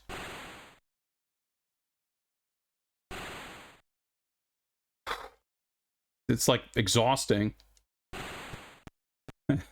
Wall blocks. Oh, the spikes are pretty hard to see here.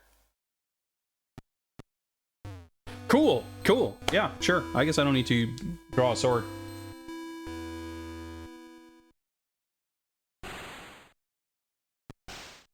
This version is easily more broken than the PC Engine one. The thing about the Sam Coupe version is that it's like, I think the Sam Coupe version had more, like, the platforming, I think, was more intact. Or, sorry, the combat was more intact, even if the platforming was all messed up in that one. Whereas this, the platforming doesn't quite behave correctly, but it behaves, like, well enough. Oh, okay, I don't know what I did differently, but didn't open this door this time. Like, the PC Engine version has mostly okay platforming. I'm trying to climb up, yeah, okay. But the combat's all messed up, but you can, like, sort of kind of work around it.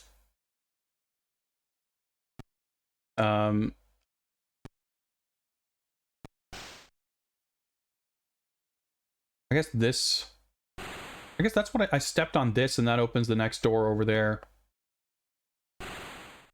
I'm puzzled. Also, I guess if I miss the window of opportunity... Oh, so this door... Now, this door's closed. I can't hit these switches. Okay, I can't get him to walk into the pit. Like that was something you can do in the Sam Coupe version. They ignored pits.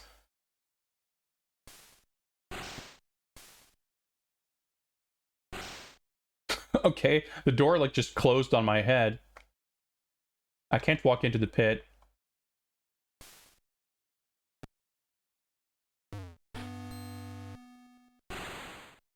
Yeah, so I want to say the platforming being super messed up in the Sam Coupe version was like bizarre and felt bad.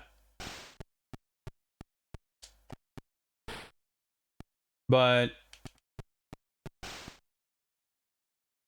you could still like play it.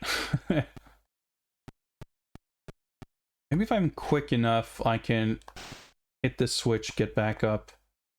Again, I would normally not do this level this way, but I guess... Yeah, that's open now. So I think probably this door should be open now? I guess, and also, yeah, doors do shut instantly in this version. To whoever asked that before. This... Okay, got a little lucky there, I guess.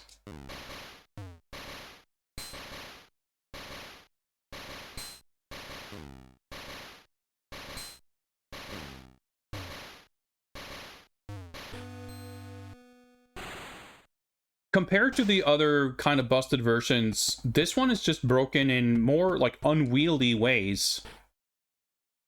Like that are harder to manage and to deal with. I don't think the Game Boy being a handheld is like something that should reasonably, like that doesn't justify this version being broken. Because I'm pretty sure the Game Boy is a more capable piece of hardware than the Apple II. I mean, this game doesn't like slow down. It runs smoothly, which is not true of every version we've played. Like the X68000 version had more slowdown than this. So, you know, it runs great, honestly. It just doesn't control right.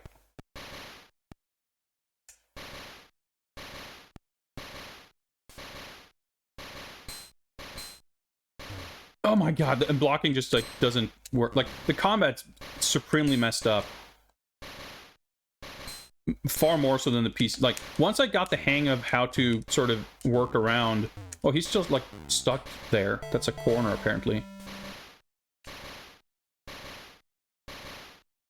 Once I kind of figured out how to get around the weird quirks of the combat in the PC Engine version, that was relatively smooth sailing at that point.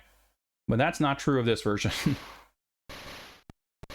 Like in the PC Engine version, I could just like, okay, so if I just attack after blocking, then we're good.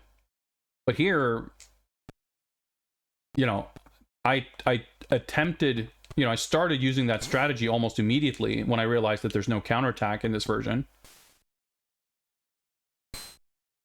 But even like trying to be deliberate with that,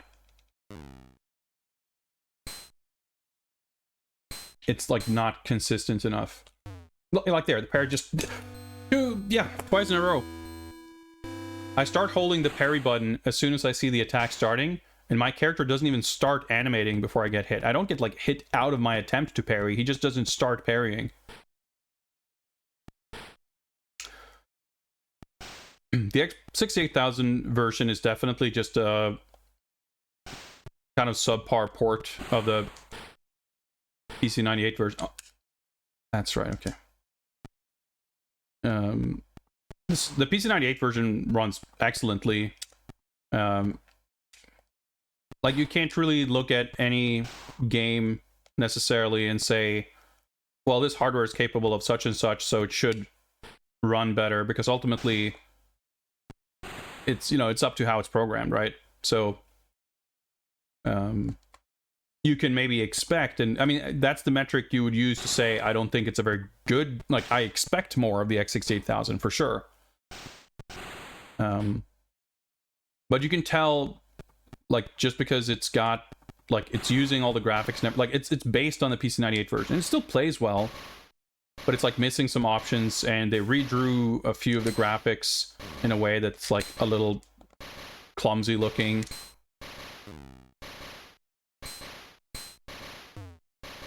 Oh cool, he hit me while I was blocking.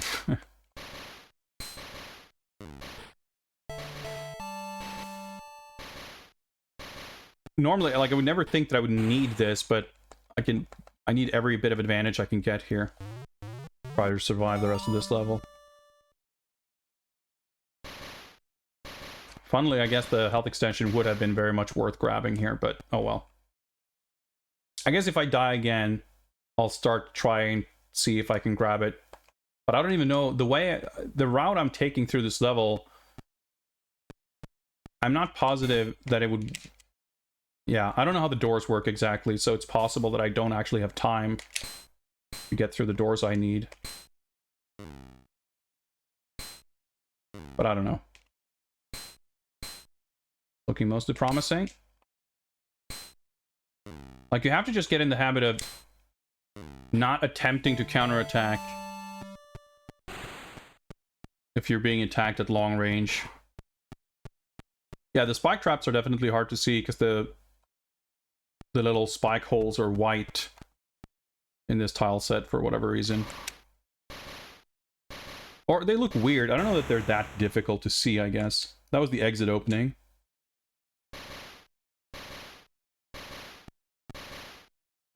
Alright, mirror time. We made it to the mirror at least. No music. Of course.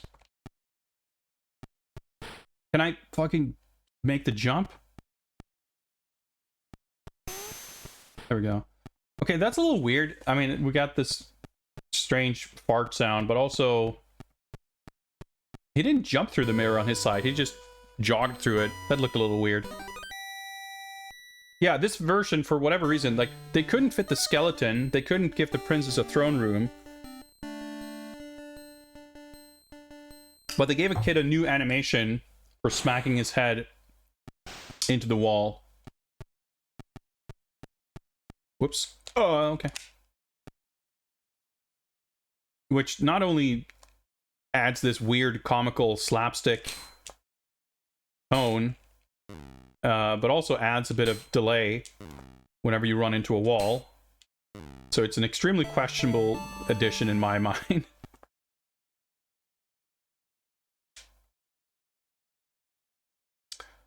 Well, the main character is not the prince. He's not a prince. He's a brave youth. He may eventually become the prince. I got a little confused there.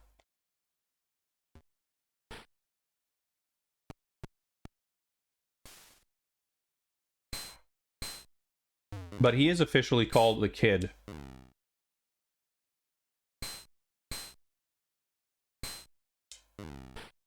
There we go. Even the fact that he's like holding up the sword bothers me. Like, that's a unique animation for when you first grab the sword. But in this version, he just does it after every combat. Also, combat doesn't seem like it can move over across screen boundaries. Knew it. It just feels kind of weird. I mean, fighting across screen boundaries doesn't necessarily feel good. So from a design standpoint, if that's how the game had functioned originally, I wouldn't necessarily say that that's bad design. But because of the way the game did work, meaning you can... Okay. You can stay in combat mode when transitioning through screens and enemies can follow you and what have you. Yeah, suddenly there's a difference and that feels weird.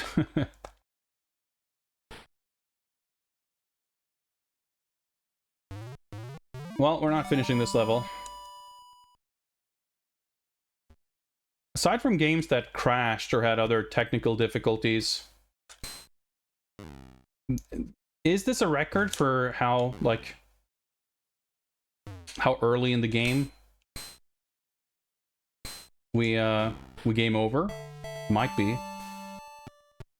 Funny, yeah. See, like he could. I got hit with my back towards the. Well, there isn't a wall, but towards the edge of the screen, and it just made me like bump. I shouldn't try to counter there. There's like absurd interactions where like nothing collides with anything, but you still may or may not take damage. Oh, we got so interesting. Yeah. Oh, despite the brave youth's best efforts, the sands of time have run out. Hoping for another chance, he has already begun to prepare for his inevitable rematch with the tyrant Jafar. Rematch? Okay, so what does that imply? But this is kind of neat. This is a unique screen. So normally, in most other versions, at least the ones we've seen so far, if time runs out, you just see it cuts back to the princess's room, and it shows the hourglass with the time having run out.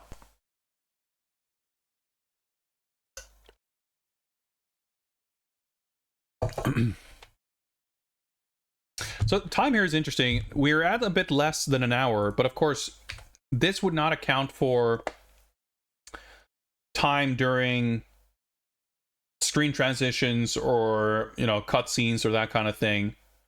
So it's less exact than this, but it's funny because even like the Apple II version felt like the time was pretty quick. I didn't think about it too much over the course of, like, it really was in the beginning where the timer in the opening cutscene started at 58, and then when I started level 1 it was like at 56. Like, I guess time ran. In fact, let me just do this real quick. Okay, we're back to language select for whatever reason.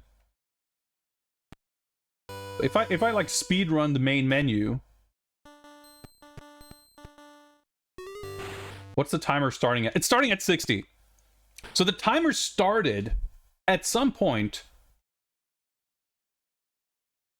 before the opening cutscene.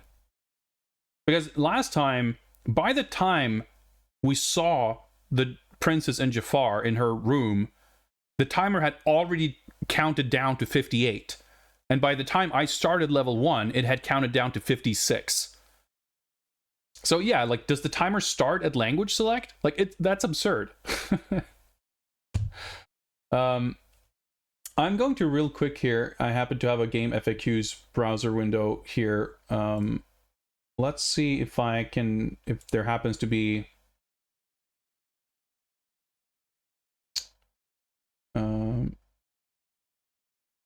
let's see here. Of course, they platform filter Game Boy. There we go.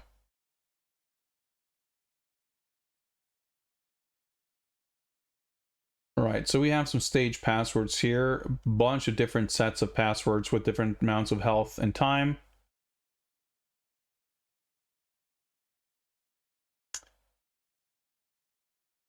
There's a formula here for generating passwords. That's interesting. We really don't need to see the entire game, but let's see. Interesting. There's passwords for unfinished stage 001 and unfinished stage 002, both of which apparently crashed the game.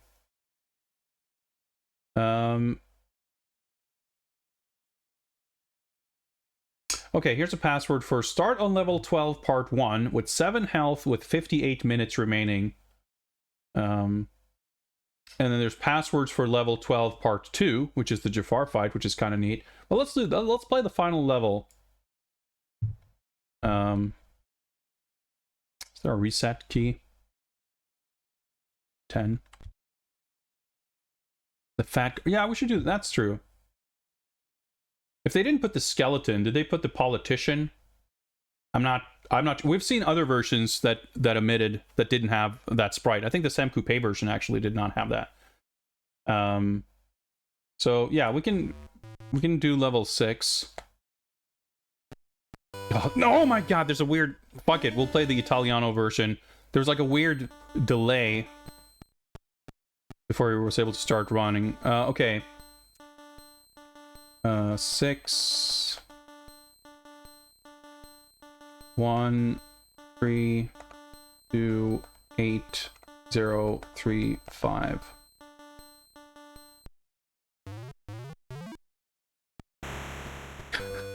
Just drink the password potion.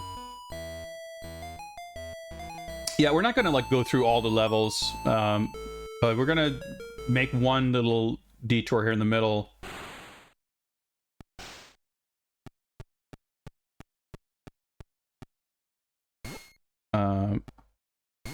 Because it's like a bit of a unique.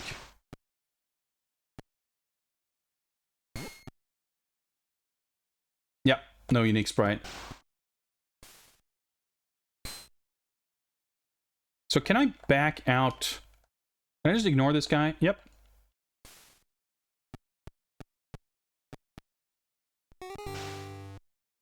That's right, okay. Well, that should still work. Whoa! Like an extra screen there. And an extra screen at the beginning of level 7. That was kind of neat. That's like a unique thing. Anyway, I'm not going to play all of this. But I'm curious to see if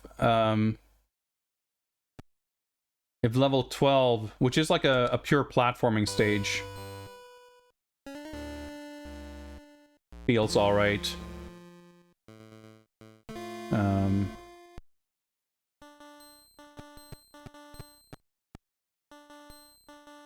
5.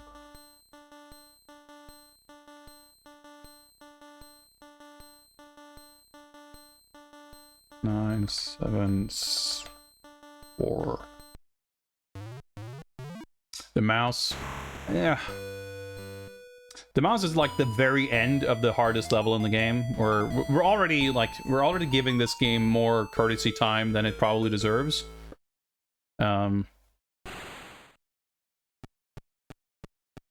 So we're not going to find out. In fact, kind of don't really feel like bothering with this, if I'm being perfectly honest. But we'll see what the... Fuck's sake! Now we can't... Okay. Okay. So that tile is not supposed to drop there because you need to run over that tile to make the running jump.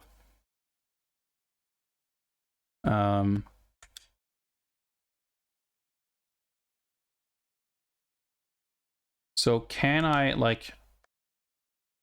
I can't crouch to inch forward, and I can't jump to inch forward. But if I start running... Yeah, that doesn't work. I legitimately don't know how I'm supposed to do this. Because it seems like I can't... I don't know, maybe I can run once and then... Like, actually, this ties into what I was saying before, that, like, this version kind of seems like it's more... like, you're more locked to the grid.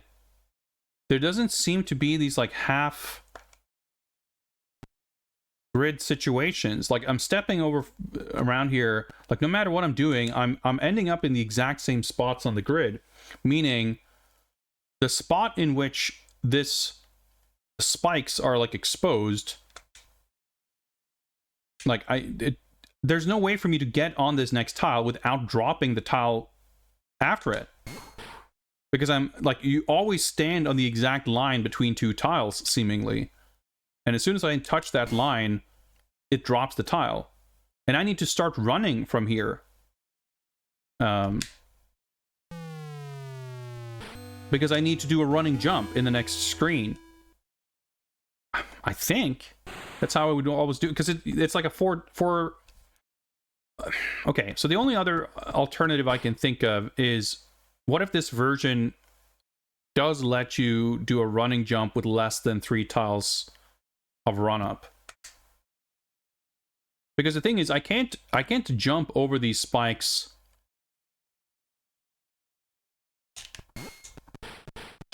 I guess that's how I do it. Okay, I was gonna say I can't do a standing jump over the spikes. It's interesting, the strat I just used there.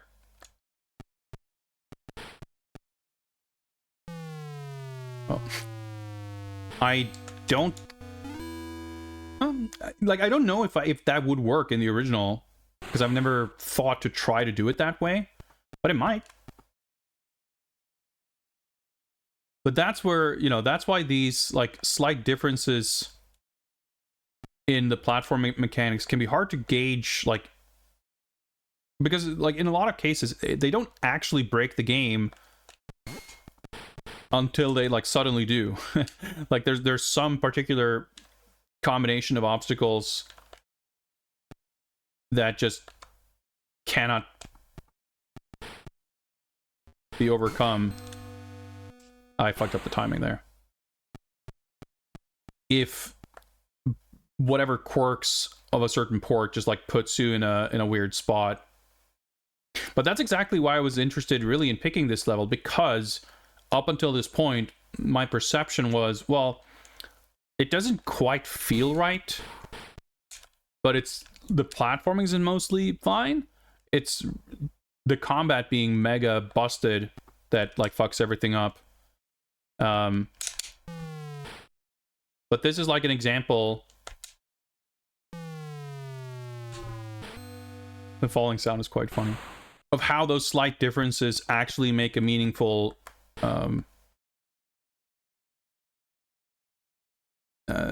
you know, they have a meaningful impact on not, you know, letting you play the game as you're supposed to.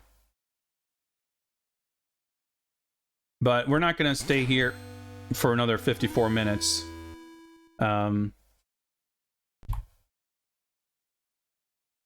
Like, obviously, the Jafar fight isn't going to be anything exciting.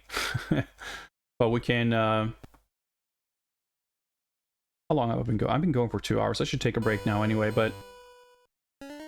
There is a password to the ending, which I assume puts you in the palace hallway, so you run through a couple of screens.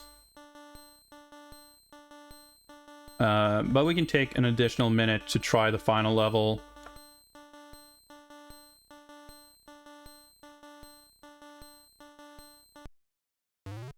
So we don't get to see the shadow showdown, unfortunately, because level 12 is all messed up. Well, let's see how this... Okay, tiles just pre-fallen. It's a bit unexciting. It's interesting that there are all these passwords. There's a bunch of passwords for each level that has like 3, 4, 5, 6, or 7 health. And looking at the screen, this makes me think that this is the maximum amount of health that you could have in this game. Which is a little strange. I guess the enemy color palettes are maybe different.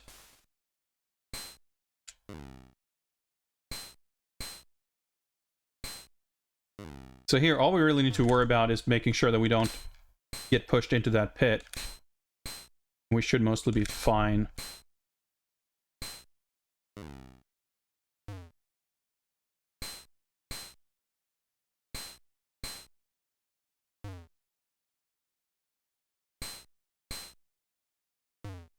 Fuck that up.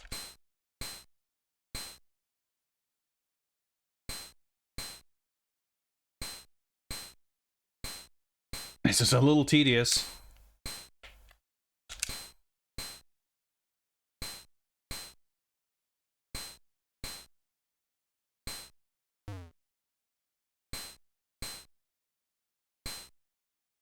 I guess we'll do this. I didn't get pushed back there for some reason.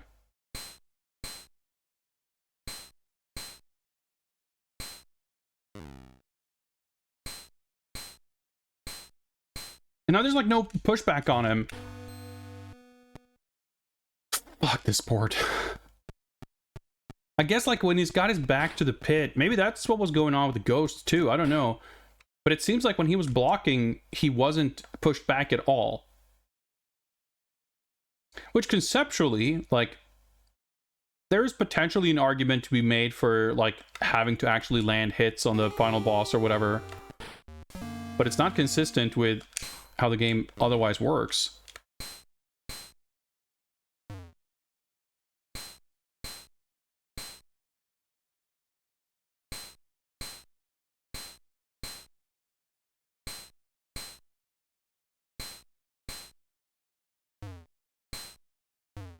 And even if I could escape here, that wouldn't help because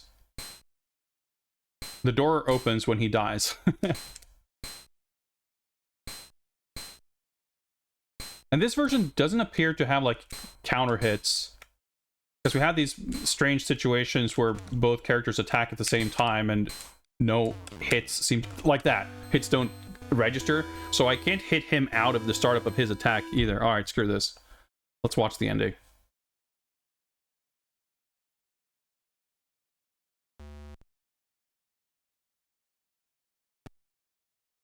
Yeah, this is, I think... I guess there was something, like, fascinating about the Sam Coupe version, whereas this is just, like, the most infuriating version. 89012414.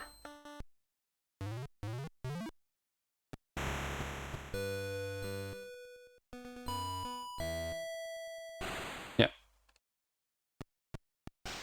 Dude, imagine getting here with 17 minutes and 4 health. Yeah, this version is extremely poverty. I like we have the decorations in this hallway, though. And now we're leading into this dungeon vibe with the fucking torches.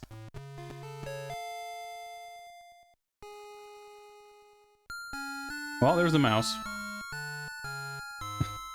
God, I cannot believe how annoying this version was. Bar Jafar lies dead, his power shattered. Throughout the land, the people of Persia hail their princess and the brave youth who saved her from the forces of darkness. No longer a stranger, he shall from this day forth be known as Prince of Persia. Jesus Christ. Well, the next one should be a lot better. I like, by the way, that the border's broken by the the full stop there after forces of darkness.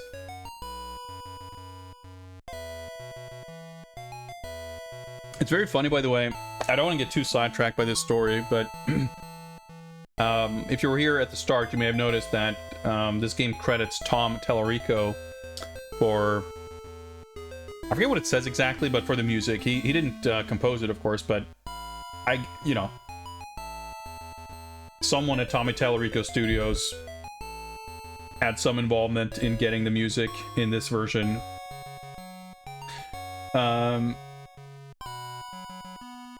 There's a video of Tommy Tallarico at some convention or something on, like, stage, talking about how he, you know, as he does, inventor of everything and being involved in every cool thing you've ever heard of. He was, like, telling a story about him being involved in Prince of Persia and how he invented the concept of, like, incidental music because he had this really original idea that, like, oh man, video games, it's just music, it's just a constant wallpaper of background music, but I wanted to do something really original, something cinematic of just having music, like, at important moments. And he describes this, like, heated argument with the publisher and how they thought it was a terrible idea because video games should have music. Everyone knows video games has constant background music. What kind of lunatic would not have constant background music?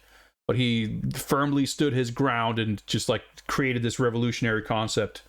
Whatever. Which, you know, well, for about a million reasons is complete horseshit, of course. But, yeah, fucking Tom Tallarico, what a clown. But it is very funny because, like, he was involved in the 10th version of Prince of Persia that came out several years after the original, which of course, you know, if he at all contributed, he certainly didn't contribute to anything conceptual about the music, which of course was already there in the original, which in turn was already basically completely based on how the music was used in Karateka in 1984.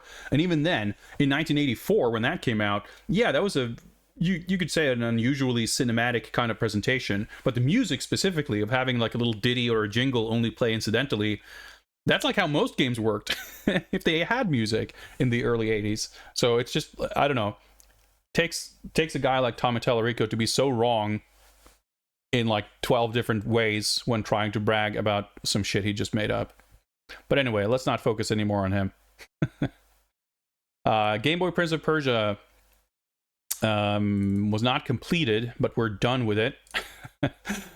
We did not achieve victory, but we achieved a game over, so that's a skull. As far as reviewing this game, I think there's only one apt review score, and that's swearing face. That's how I feel about this game. Man, this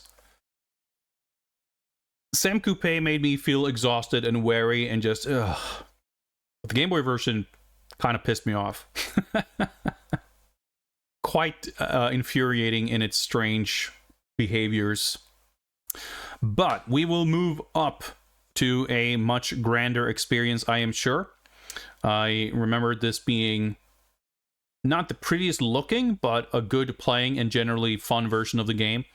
I'm sure my perspective on some of the aspects of its audio-visual presentation and controls and everything will be a little different now that I have the context of just a wider range of different versions in recent memory.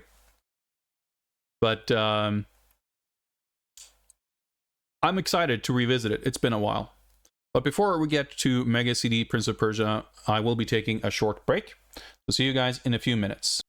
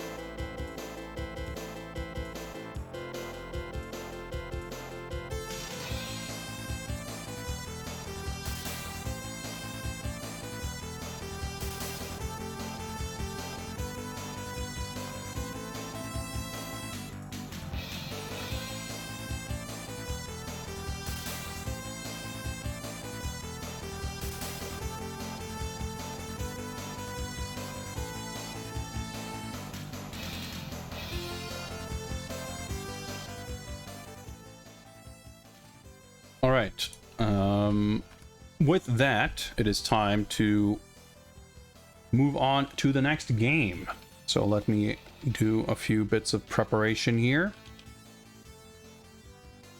Let's see, let's get that out of the way. Let's update the cover art.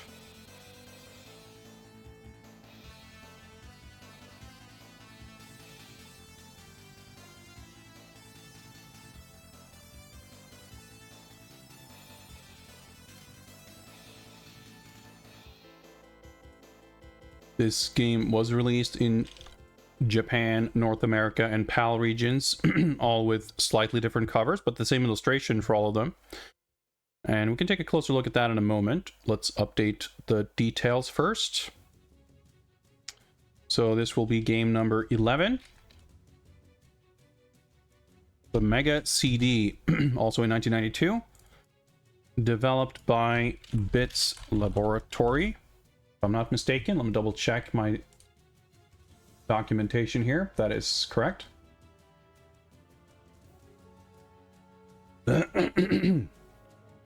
Excuse me.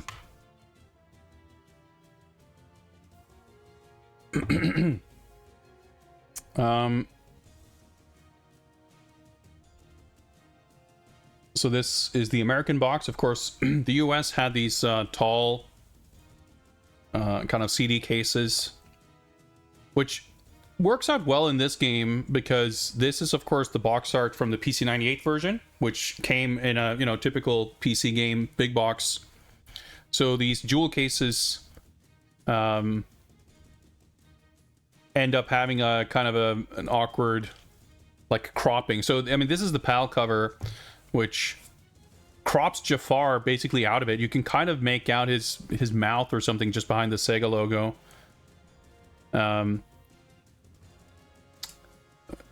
Whereas this is like more of the full illustration. I'm not a huge fan of the border around it, but it's still a, you know, because of the way this illustration was originally like conceived. Actually, I think if I recall correctly, the PC98 box had the logo covering like the sword or something, because I remember there being something about the composition that like bothered me a little bit. I don't love this cover, but this might actually be the best version of it just because of the composition with the logo and the template stuff not really getting in the way.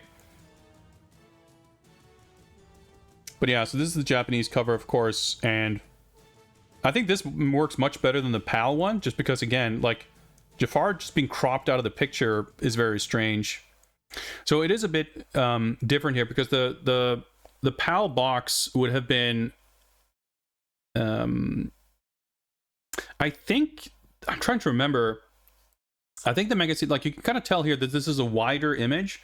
I believe the PAL Mega CD boxes had... I'm not sure if they came in the double width boxes like PlayStation games. I think they might have. But it was this kind of case where there's an actual inlay for the front cover, whereas the Japanese version, the red and white text there on the bottom left says instruction manual. So this is just the booklet. I mean, just like a regular CD in a CD case, the booklet goes into the front of the case, and that's also the cover. So that's why it has more of this square format, which allows the formatting to work just a little bit better of including Jafar's face up top. And even the face being a little bit obscured by the logo kind of works, because it means like the image still works well even if you don't notice the face in this guy. It misses something when it is literally absent, like here.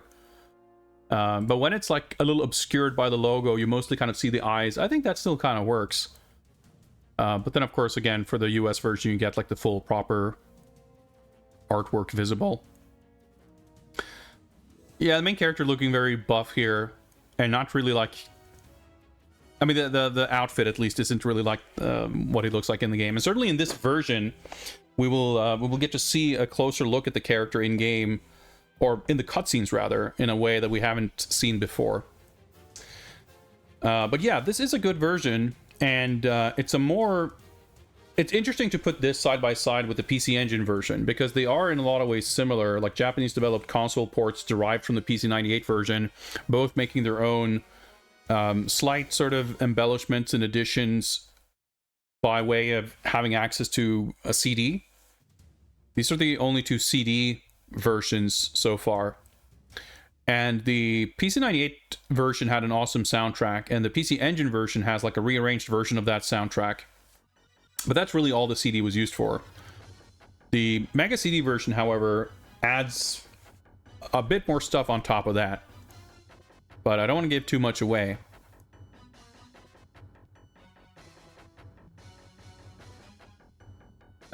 So let's capture going. So this I will be playing on real hardware because I happen to have it set up and it's no less convenient than any other way. I can get rid of these jams. And oh yeah.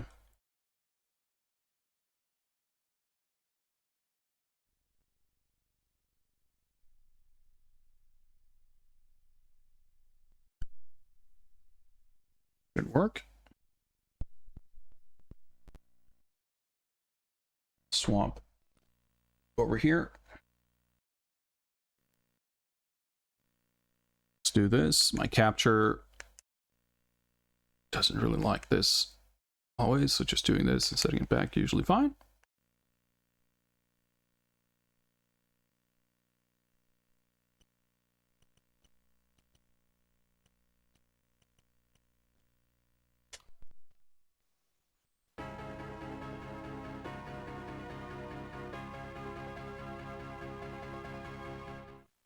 Yeah, I don't know why it does this. It has to do with how the image is set up, I guess. But the game does appear to work from my brief testing. I do have the US version as well, but I definitely want to play the Japanese version. But if time permits, we might take a look at the opening at least. Is Master's Voice Victor, publisher of this version? So again, this looks pretty familiar. This is the title screen from the PC98 version.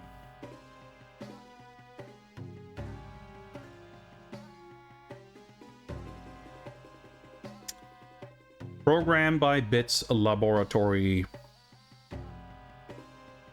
So this is a completely different rearrangement of the PC98 intro. Well, let's enjoy this. This is fucking sick.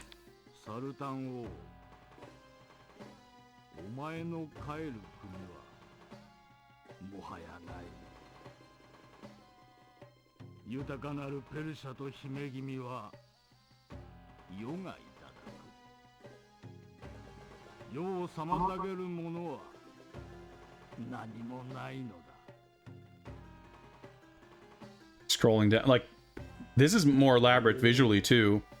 The hand animations.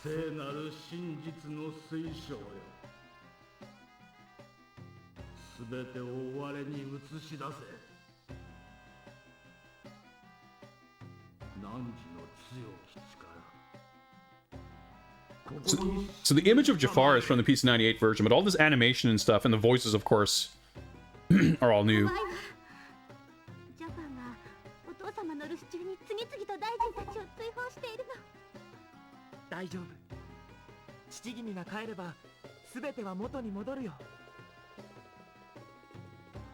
The image in the crystal ball is based on the PC98 artwork, and the character designs are too, sort of. Like her headdress is from that version, but the close-ups and the dialogue, like, that's all completely added for this version.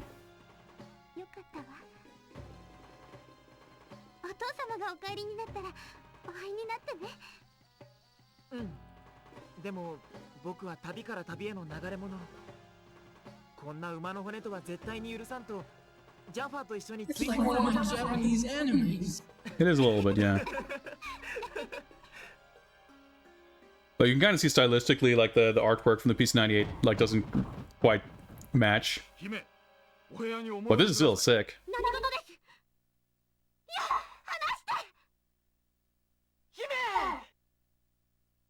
So in the PC98 version, these images play out with, like, scrolling text explaining the narrative.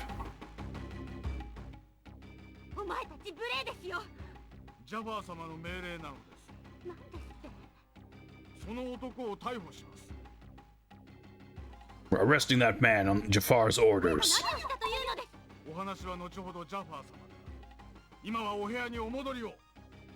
の方は何もしてないわ。おやめなさい。 Oh, scaling.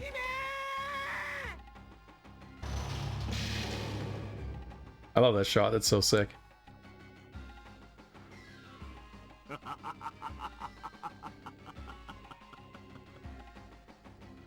若者よ、お前はあまりに姫に近づきすぎた。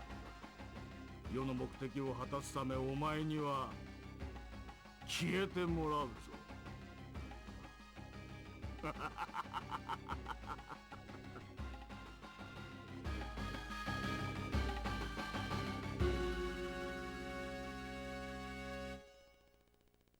And the smirk. That's so sick.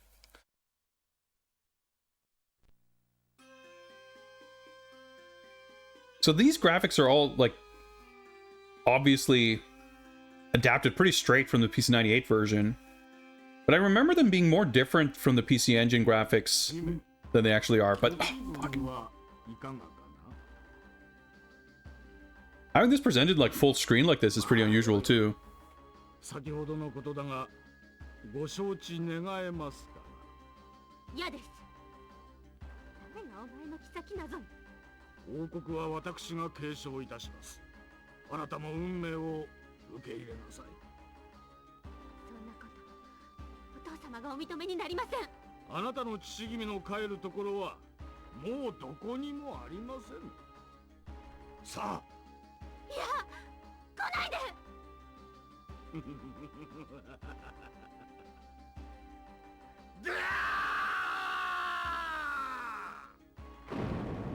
How fucking sick is this?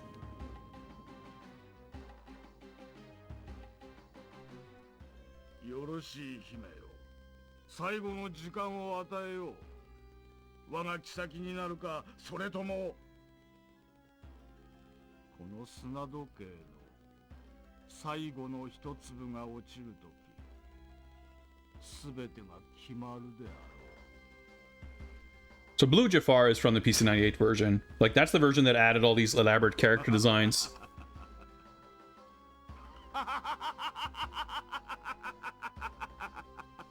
I forgot how good this is.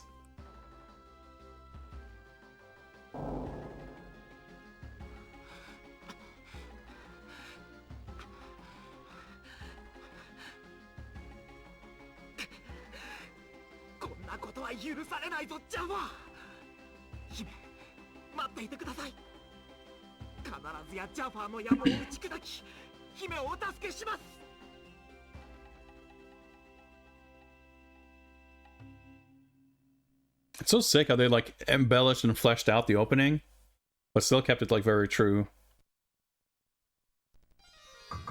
All right, attract mode. Let's skip that.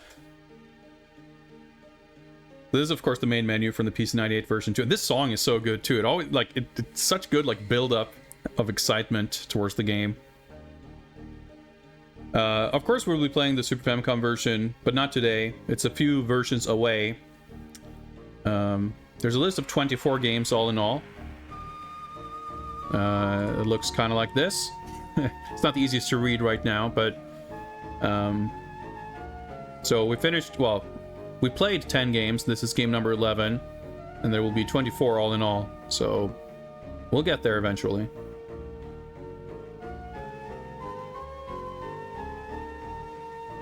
It's interesting that the music, it might change in game, but it really, the sound quality sounds a bit strange. Like it's a bit muffled. It's not like Redbook audio, or like, I don't know what the deal is exactly. But it's like early CD-ROM gaming. It's hard to know exactly what they could, like it's not unusual for any CD games with voice acting, for example. Like you wouldn't expect crystal clear voices unless the game does use Redbook audio for voices, which like Snatcher for example does that, where it only has voices for certain scenes, and those scenes that have voices are all like CD audio tracks. And I guess it could be the same thing for music, where they use CD storage space. But this, I'm sure this is Redbook because it has like 25 tracks on it or something. So I'm not sure what the deal is exactly. I guess it saved this from when I booted it up before. Yeah, so just like the PC98 version, we get to enter our name, which is used in the high score table. Saving is a little mysterious on Mega CD. Like, you could use there was a cartridge you could put in the Mega Drive cartridge slot that you could save games on. But I think it might have had some like internal memory as well. It's funny because like I think a lot of people's first experience with CD consoles would have been the PlayStation, and the PlayStation just sort of established this formula of like, well, you have to have a memory card and you save to the memory card, and there's a very explicit process of saving and choosing to save. Like the game's not going to save without you noticing. But that wasn't really true on other CD systems. The Saturn has an internal memory that you can save to using a battery that is replaceable, and you can also use like external cartridges to save on. But a lot of games, like saving was quick and seamless and invisible in a lot of cases, and the same is true for PC Engine and Mega CD. So a lot of the time, because I'm not super duper experienced with either system, certainly not with original hardware, but like being used to and sort of expecting things to behave similar to a PlayStation, you can quite often be caught a bit off guard with there just having been stuff saved, and you're just like, huh, when did that happen? No one told me about this, but yeah, that's just how it works. I'm not speedrunning or doing like, I'm just looking at every version. Basically, I'm doing one run of each game essentially. Not committing to anything more than that. But in some cases, we've done a little extra looking because it happened to be sort of interesting or convenient. But I'm not committing to finishing every version because some of these are dog shit and don't play properly, and I have no real interest in that. That's just like torture for the sake of nothing. But if it's a good version, largely I'll just finish them in one run anyway because I know the game.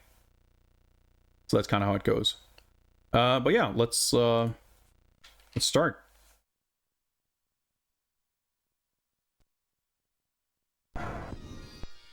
So right off the bat, like we've got the PC98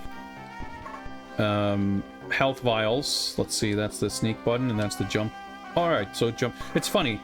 Many console versions have a button for jumping, but it's a bit of a mix, like whether the jump button when tapped by itself makes you jump up or forward. In this version, it makes you jump up.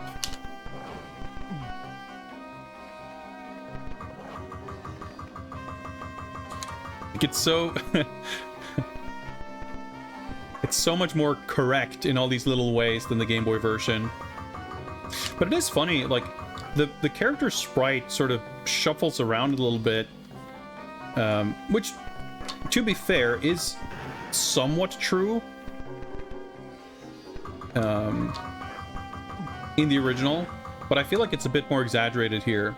This game also inherits the PC98 version's trait of the hidden switches being fully invisible.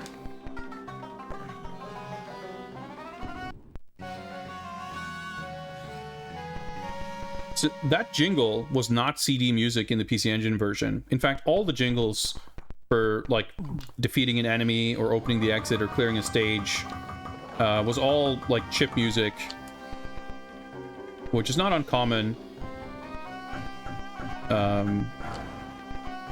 Because the CD system might not be able to swap tracks like instantaneously. So for like a short jingle, it kind of makes sense. Oh. See, I tapped the button expecting him to jump forward because that's how the Game Boy version worked. Forgot a little bit there. You can typically I wasn't gonna try it there, but I'm sure, yeah, I can jump with up. It's just kind of an extra button feature.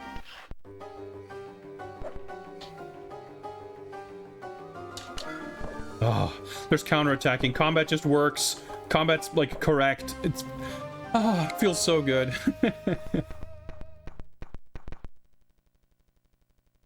The exit looks a bit funky there. The skulls look like Metroids. Like the colors, I guess, is the thing that's the most a little peculiar in this version. It doesn't look bad, but it looks a little rough around the edges. Now, I guess it's been a few days since I played the PC90 or the PC Engine version. In my memory, like the PC Engine version kind of looked nicer, but the Mega CD version plays much better. Right now, though, like it's so much easier for me to just compare this to the PC98 version, and obviously it's like a step down from that. But it feels like a totally reasonable like adaptation of those graphics, and I wouldn't be so sure that it's that I would think it looks worse than the PC Engine version. Oh yeah, I totally forgot. So again, like the PC Engine version, we can set the game speed individually for combat and platforming. The lower number is faster, by the way. I think there's more potions. I don't know if I really need that, but again, having played that so much recently, like it is notable. Obviously, the cinematics all have like new graphics, but beyond that, this really is very straight from the PC98, with not a lot of new original kind of embellishments. Although I think the shading on these enemy sprites look pretty good.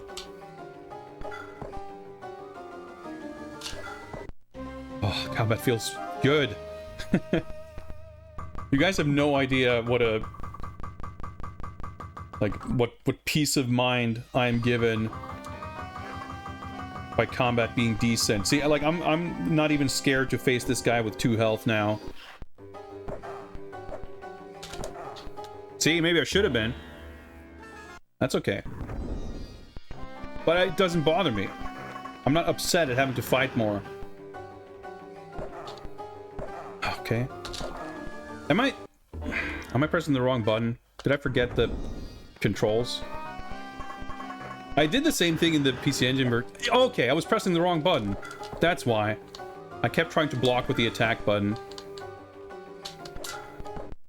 Okay. That makes more sense. Because I changed the speed, and it was the same thing in the PC Engine version where I felt comfortable having sort of figured out the combat. It's like, yeah, let's increase the speed. And then I let's dial it back down. So now I was like, wait, am I screwing up because of the speed? No, I was screwing up because I was pressing the wrong button. Interestingly though, like we did realize in the PC Engine version, I don't know if it's the same here, that changing game speed does not affect the clock speed. So when we change the combat speed,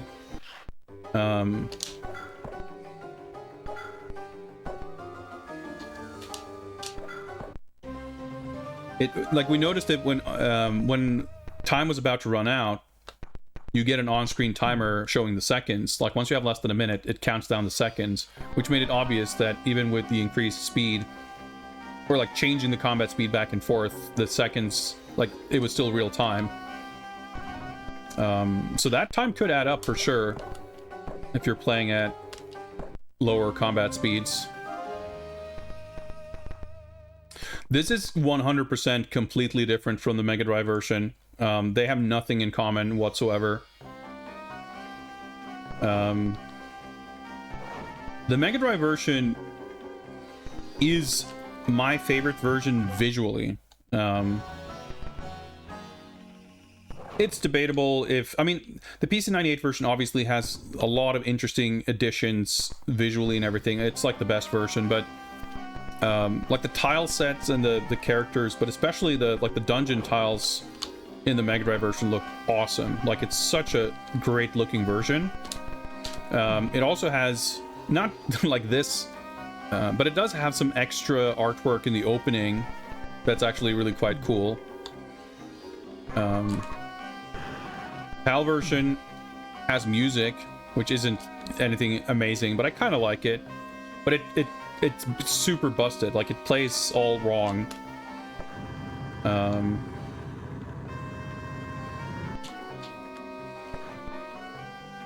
The combat's very broken. I'm pretty sure the Mega Drive also doesn't have the counterattack. But there's like other stuff about it, like the pushback doesn't work correctly. It's been a while since I played it, but I guess it's probably similar to the Mega C or to the PC Engine version. And it's possible that oh yeah, in the Game Boy version we were at like 48 minutes here or something.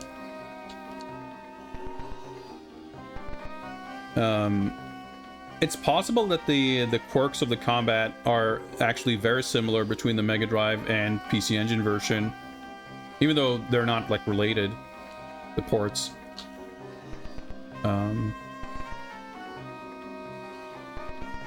But it has other things about it that are kind of messed up on top of that.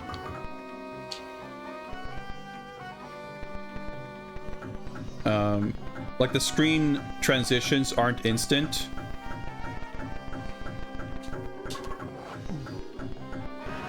So satisfying. Hopefully checkpoint here, but also we probably won't really need it. See, that tile doesn't drop in the Game Boy version for whatever reason.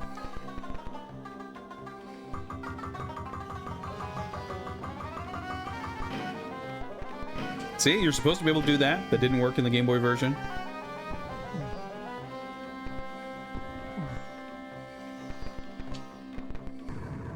The Mega Drive version has like fades through black every time you transition between screens.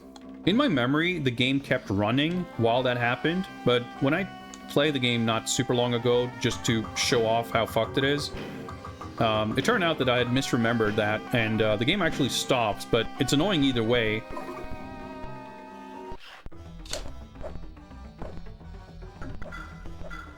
See, that was a little easier in this version.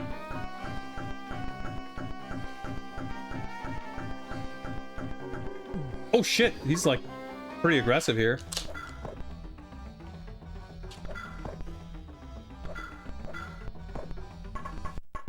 See, he's supposed to fall in like that. This is how this level should work.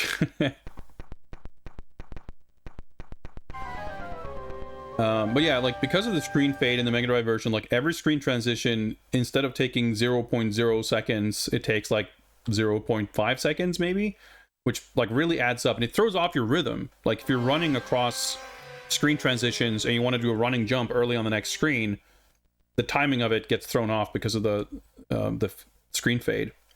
And on top of that, that version also has like the triggers for when yeah, this is a bit funky looking. It's like not super easy on the eyes. It's not ugly exactly, but it's not super pleasant to look at. See, there's a loose tile there, which is supposed to drop down and hit the switch on the screen below, which will open the gate we need to get through.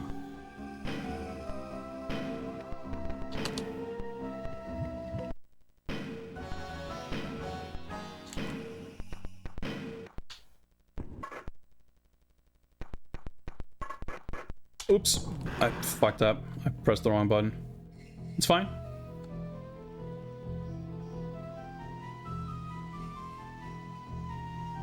Because these crash tiles are still hitting these pressure plates. Oops. Gates remain open. But yeah, so the triggers for the screen actually changing is like not correct, and you can see it happen in this version and in some other versions. Greetings, Dana Chrysalis and Raiders. Welcome, welcome. Playing some Prince of Persia. You'll notice every now and again, it actually just happened at the very beginning of this stage where you get close to the edge of the screen, and it's a little peculiar at what point the screen actually changes relative to your sort of crossing between tiles. Oh shit, this guy's good. Ah, he counter hit me. Like this. And it just like, because there's an enemy on that screen, it makes me pull a sword, which then pushes me back into the previous screen, and it can get visually quite confusing.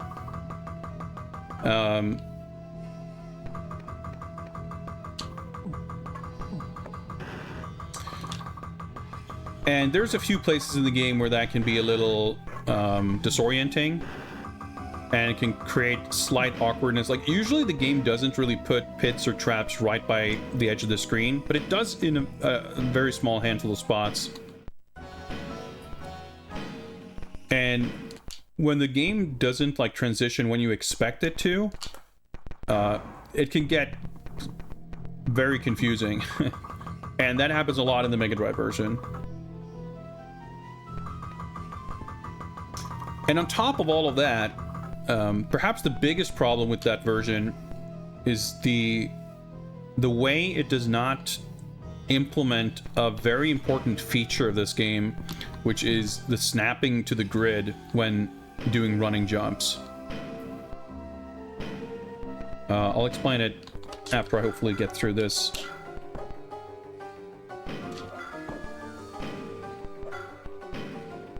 There we go, a little easier this time. So the game obviously has a grid. There's tiles and everything. Everything is placed on a grid. But my position, the character's position, isn't locked to individual grid tiles. You see I'm standing kind of in the middle of this platform, but if I take a little step forward, I'm closer to the edge. But I didn't move one tile, I moved a few pixels. And this standing jump covers exactly 2 tiles. But if I'm like not quite at the edge and I make that jump, I might not actually get all the way across like this, because I can jump, like the jumping position isn't, I'm not always at the very edge of the tile.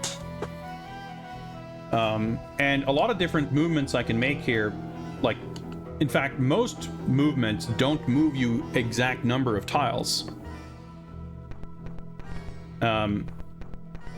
So even though the game has a grid to its like stage layouts, you're not at all locked to the grid, as in like your character is always on an exact grid position. You would generally, more often than not, be kind of on a decimal point in the grid if we were thinking of it in like coordinates. And because jumps are so specific, like the standing jump covers 2 tiles, but if it's a 3 tile gap, you'll be able to grab the ledge. And with running jumps, you can cover a 3 tile gap, but if it's a 4 tile gap, you can reach and grab the ledge.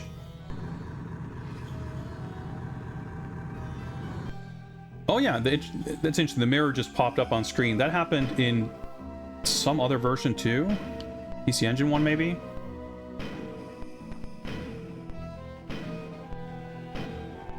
Will it play the jingle?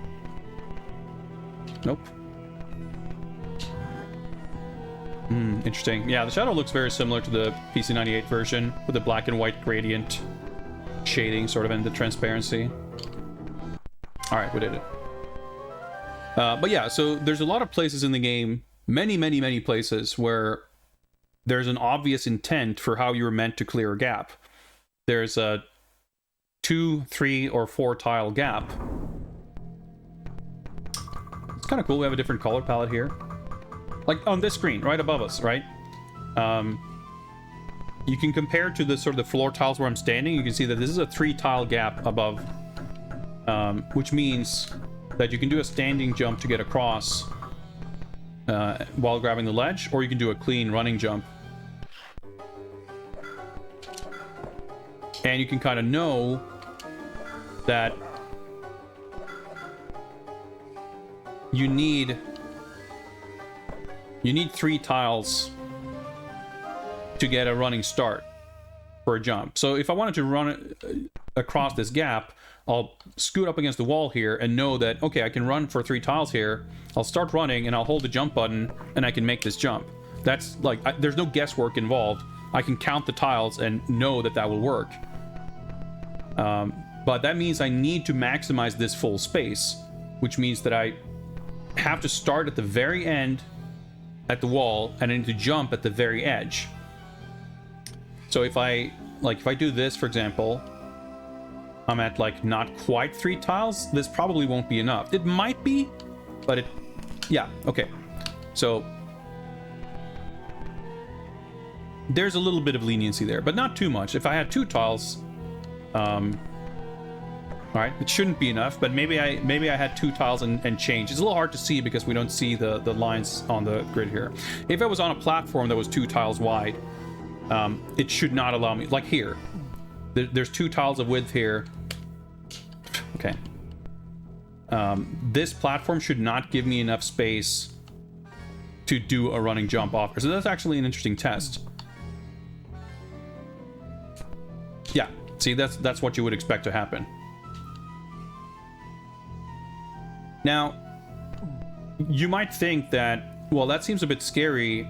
If 3 tiles is like just enough, or in fact, it might even be worse from the fact that there's like a degree of leniency of like maybe the exact distance isn't 3 exact full tiles, in which case rubbing up against the walls would be the easy way to make sure I have the distance like measured out perfectly.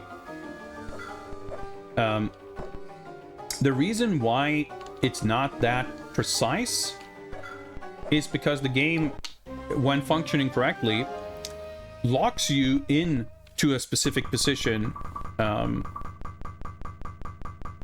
when you jump. Or rather, if you're running and holding the jump button or the up direction to do a running jump, the game will not allow you to jump unless you are in a correct position.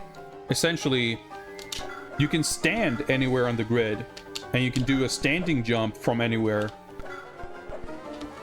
but you can only do a running jump from the exact like edges between tiles. You can only do a running jump on the grid, like so. Like that jump could not have happened half a tile before the edge.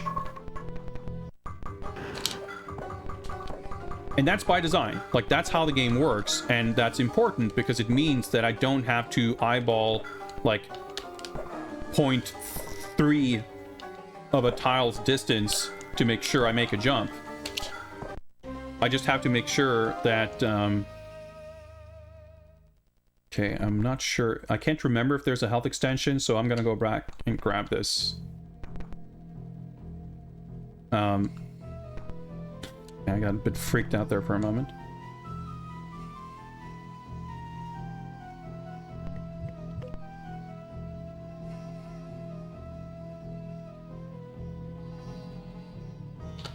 Like, if I have to make a running jump, if I know that I have enough, you know, room to get the run up,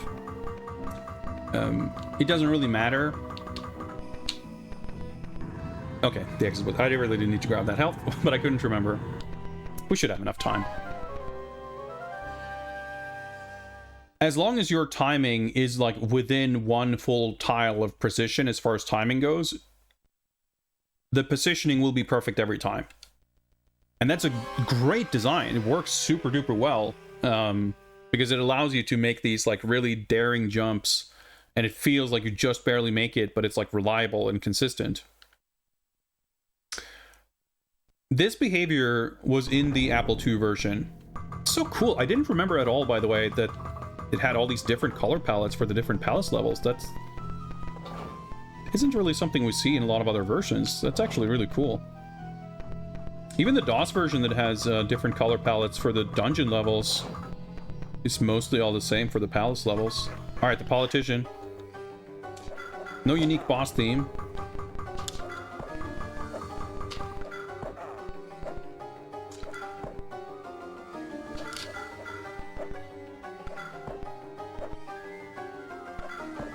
All right, fencing pretty smooth.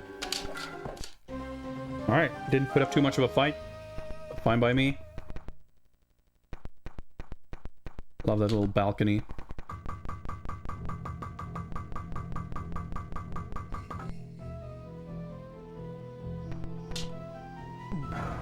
In the Mega Drive version, you actually have time to climb through there, by the way. Which is quite funny. Alright, so here too, just like in the PC98 version, the second set of dungeon levels have a bit of a different color to them.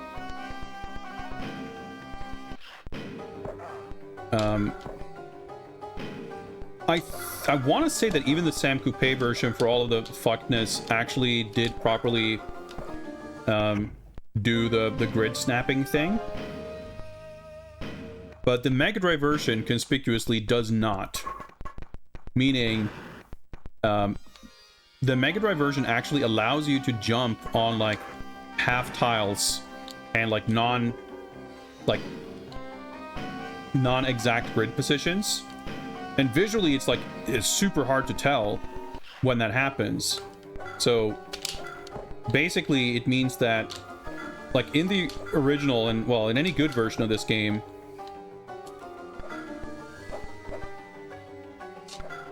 any running jump, like the precision of the running jump isn't more like, it doesn't require more precision than a single tile. It's a strange way to express it because it isn't really a matter of distance, it's a matter of timing. But as far as like you time it, you see where the character is, and if he is within one tile of distance from where the jumping position should be, the timing will be correct.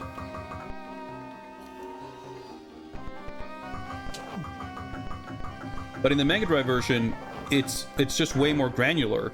So the timing of the jump input has to be made, instead of like one full tile's distance, it's like 1/4 of a tile's distance.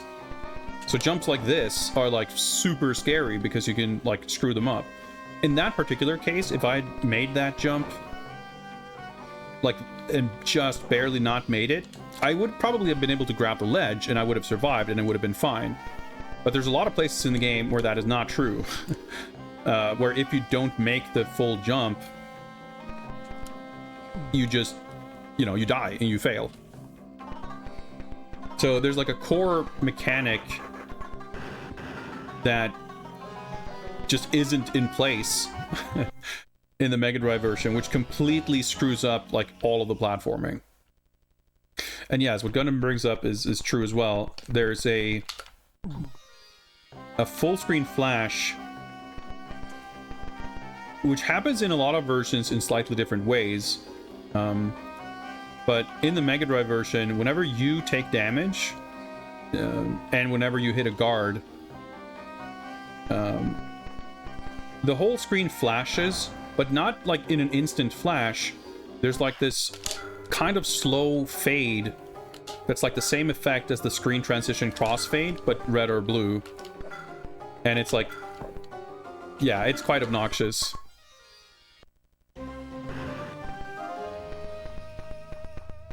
So the Mega Drive is like an extremely frustrating port because it has a bunch of stuff that's genuinely awesome about its like presentation, and then the mechanics are like strangely really broken. The Mega Drive version is also interesting in that the North American release and the PAL release have a lot of differences. Alright, gravity potion. No screen effect in this one. In some of the other versions, in the Apple II version, the color palette for the screen changes. Some versions also make other, like changes the music. Mega Drive is basically the Game Boy version.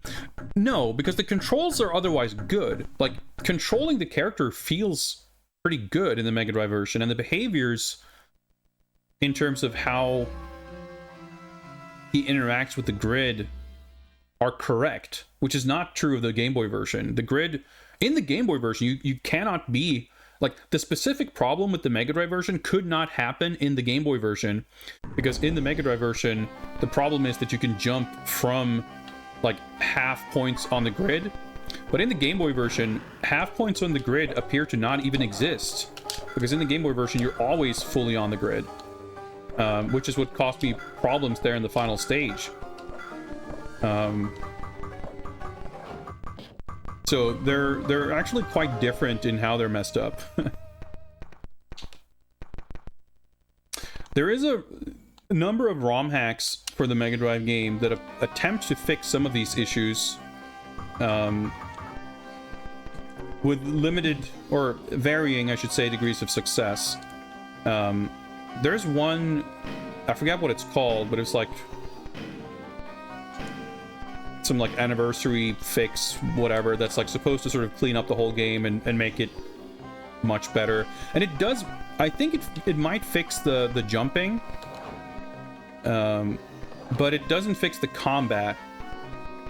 I think it maybe improves the combat somewhat, but it doesn't, like, the counterattack is still missing, or stuff like that. I forget exactly, but it's like, it improves it. Like, it removes the flashing and the crossfades and stuff like that. But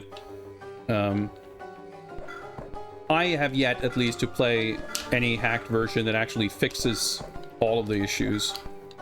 But if such a thing could be done, like,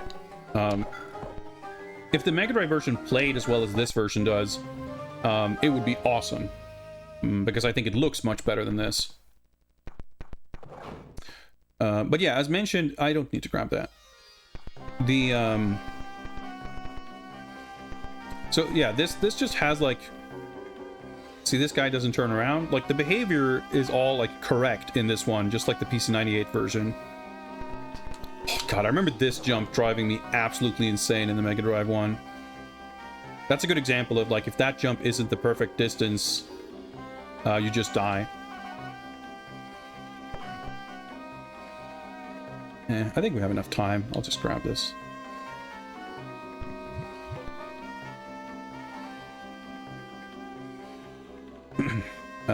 It's kind of weird, but the by running into the screen, I completely nullified the effect of sneaking on the bottom screen there. So I actually don't want him to fall on that button, because it might screw things up if we screw up. Oh yeah, the PC Engine version had a lot of weird shit about the timing of switches. Yeah, just run here and you'll be fine.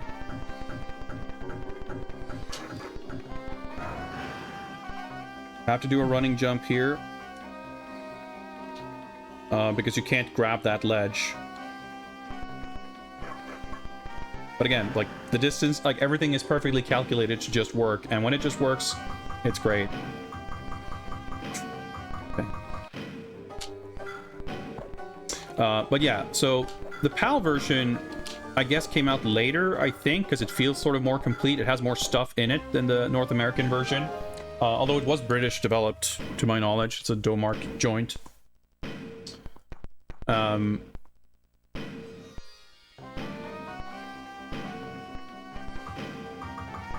The opening intro of the Mega Drive game has all new graphics. And the PAL version has, like, more graphics. There's, like, 1 or 2 more images, and there's a bit of animation that isn't in the US version. But the PAL version does not have any text. It's only images.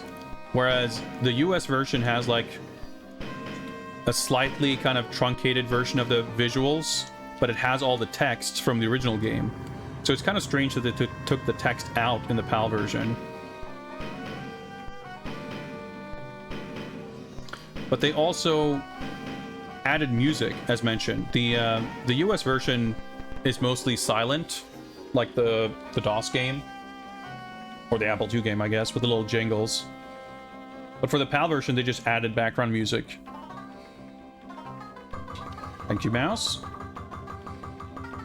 But the perhaps biggest difference is that the PAL version also has, it has 4 more stages.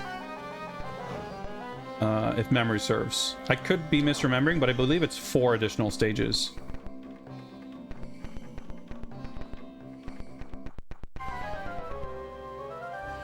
Enemy activates because of the stepping note. Yeah.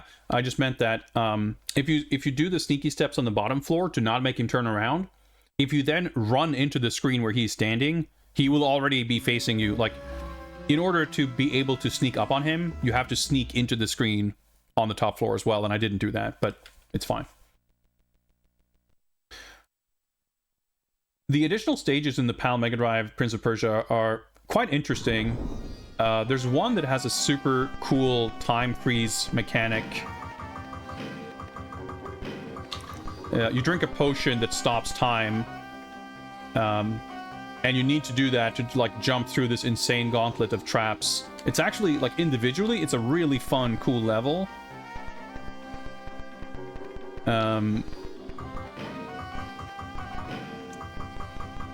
But it also has 1 or 2 stages that have a kind of... that don't really obey the design rules of the original game in terms of, like, how some door switches work and stuff. The time stop level is by far the most memorable one. It's possible that it's just those 2 stages. I'm actually not positive. It's been so long since I, like, dug into this stuff. But the thing is, they don't give you extra time. They sort of do, because the Mega Drive version, also the PAL version specifically, has potions that give you extra time. You drink a potion and you get like 5 or 10 extra minutes. But that does, I don't know, it doesn't give you enough time. But like, because it has all these other weird quirks, it's generally much more difficult. So having a more difficult version of the game where jumps are just unreliable means that it's like already super tough. Like, the time limit becomes a much bigger threat, because even if you know the game perfectly, you just can't rely on your ability to actually get through it, basically.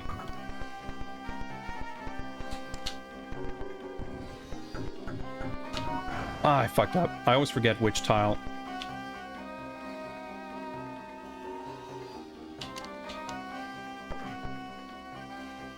This version is great. Like, the only blemish really on this is I think the graphics are a bit garish in places. It controls great. Like, it's just a good, accurate port of the PC98 version, basically. I think I might prefer the PC Engine soundtrack. They're both CD arrangements of the PC98 soundtrack, but I think the PC Engine one just had like a cleaner sound that I kind of prefer.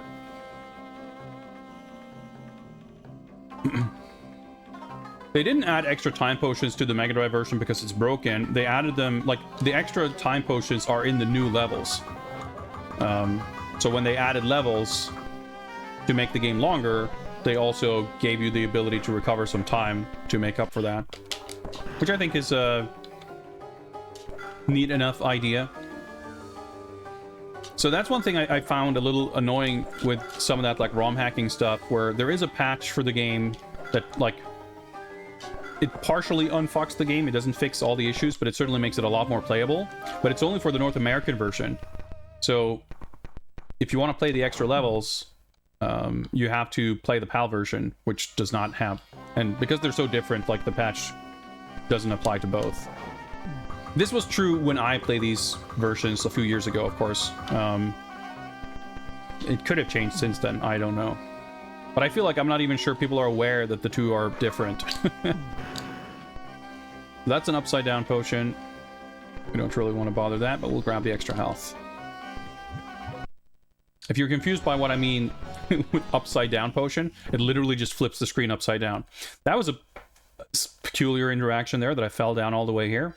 I feel like that should not have happened, but it's fine. It's not a big deal. If that's the first and only thing we come across that seems like it should maybe not have happened, it's definitely not a big deal. But I can't say for sure that it couldn't happen.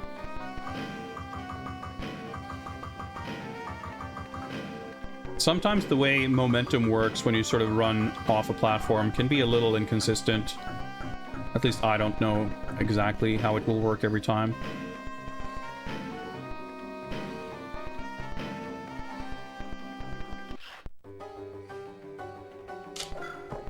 And yeah, this version also runs faster and smoother. The PC Engine version, I want to say, had a bit of slowdown here and there. But that hasn't been a factor in this at all.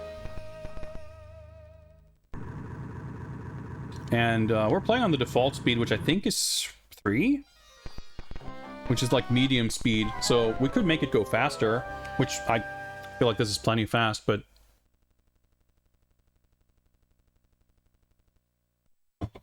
it's not like the game is like running at its total limit. In fact... yeah, so if I change to 2... difference isn't like mega drastic, but it's a bit faster. Again, combat has its own speed setting. Can you adjust the speed on all versions? No. The speed options were introduced in the PC98 version, which this is like based on. Some, but not all versions... well, screw that up. Right, you have to do the... that's right, there's 3 tiles. Okay, yeah, I just remembered how to do that. Some, but not all versions that are kind of directly based on the PC98 version have the speed settings. The PC98 version, I think, has like 9 speed settings for movement and maybe fewer for combat. This one has 5 settings for both movement and combat, so the exact number of options is a bit different. But notably, like the X68000 version, which otherwise is almost identical to the PC98 version, does not have speed options.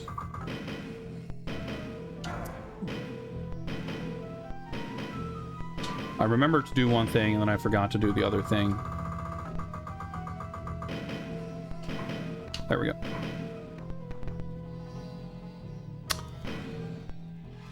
Oh yeah, that's right. And we don't bother with that guy. We go up here.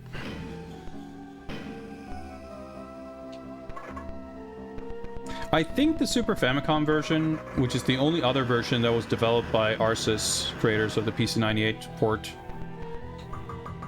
I think that one also has the speed options, but it does have a lot of slowdown, which kind of makes the speed options like almost more like make more sense. Because if a game has slowdown, then I can see the value in like being able to turn down the speed just so it doesn't fluctuate as much.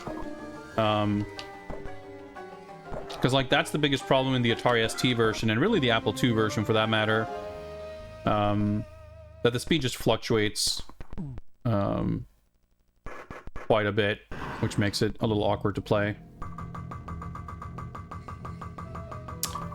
But yeah, this is like such a smooth experience. This is like how the game should be. It hasn't been deathless, but we haven't taken a lot of deaths.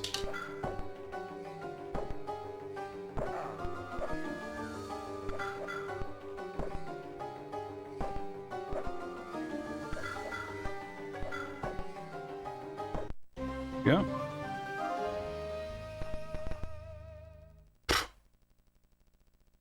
So, level 11?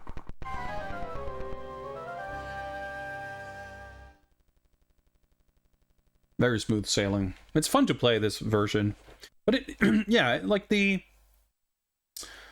sound or graphics are not like top tier.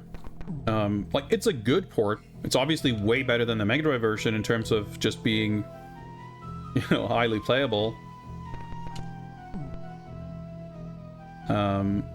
It's definitely better than the PC Engine version on account of, well, I guess also just being highly playable. If this is the version you have on hand, it's a good version to play. I think, you know, the cinematic stuff and everything, the fact that it has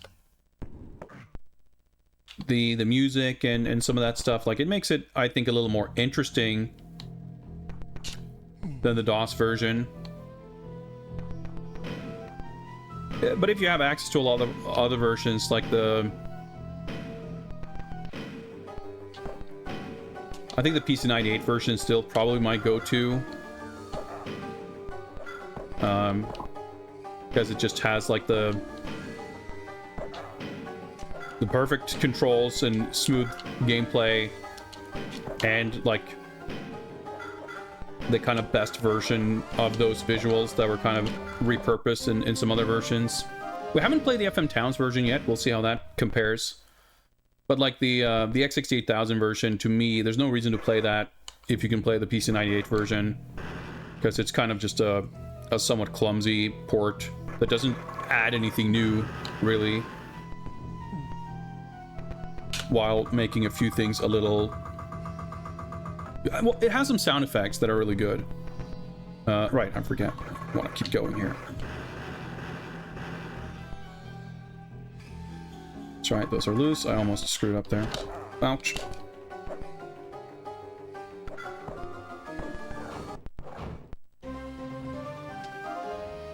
I pressed the wrong button. I got a little lucky there.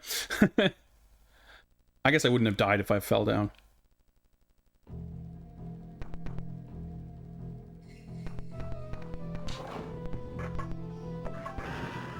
Right, okay, you can climb up there and not take damage, I think, but that's fine. What are my thoughts on the anime cinematics in this? I think they're cool. Like, they're a welcome addition. Okay, I gotta not screw up here.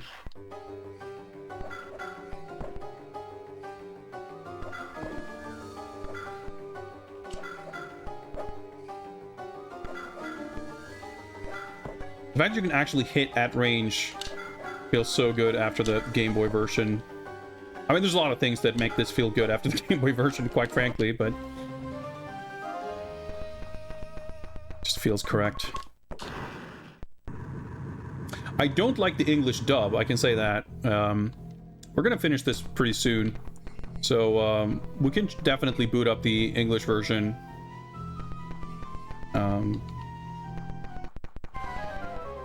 In case you're unaware, we are currently playing the Japanese version.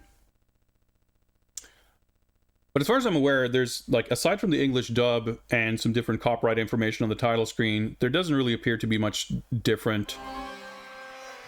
I don't know, I don't recall if, like, the blood was taken out of the US version or anything, but that seems unlikely, I'm not sure.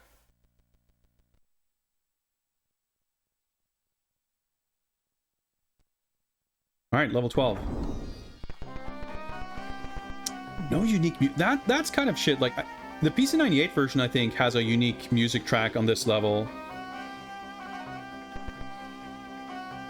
It's strange. I think really the CD soundtrack here is like a little underwhelming. So here, see, I can step through here and then start running. Can't do that in the Game Boy version.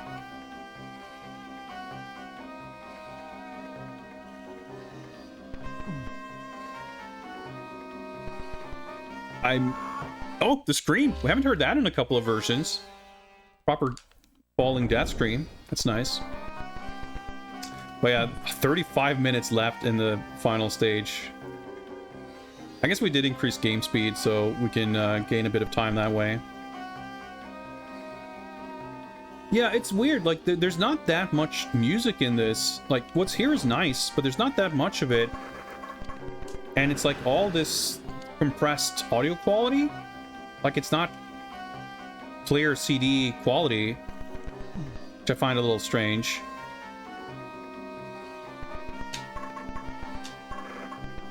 Man, this level is so fun. I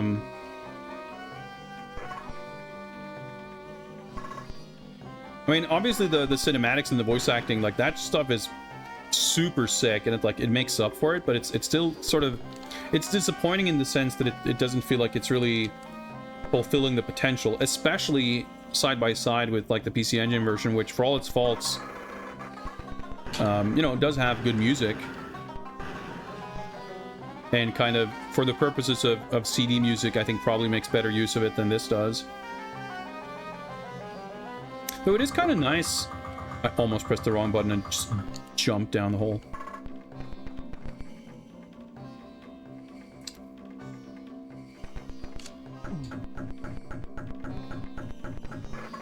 It is nice that the music audio quality doesn't drastically change in between the background music and the jingles, like in the PC Engine version. Ultimately, I guess it doesn't matter that much because there's nothing they could have done with the music in either version. Like this game could have been silent, and I would still much rather play it than the PC Engine version, you know? So ultimately, that point doesn't necessarily carry that much weight.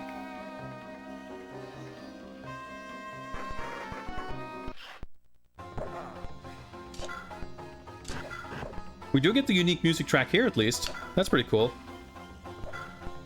Alright.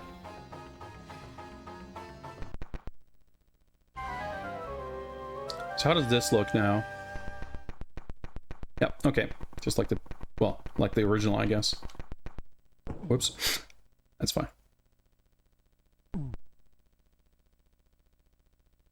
Second half of final level, which is kind of not final.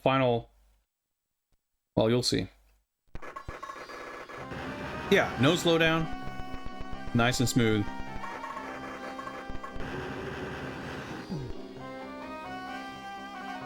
But yeah, the repetition of the music is kind of underwhelming for sure. We talked a bunch about that before too, how about like the climax of the game's a little weird because we're in this dungeon tile set again and like it doesn't properly build up.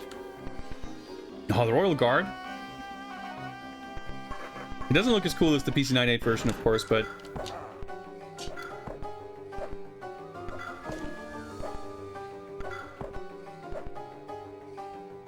I call him the Royal Guard. I guess that's definitely not what he is, but whatever. Prison Chief. Jafar's right-hand man. He's basically a new character invented by Arsis for the PC98 version, because they correctly realized that having the Jafar boss fight here is kind of lame and strange. So, in their infinite wisdom, they instead expanded a little bit on this final stretch.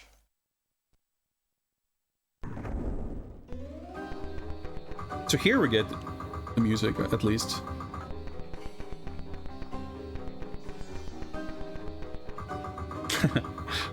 Jafar painting. Of course, this is a bit... Oh, shit! Okay. You just run out onto the balcony here.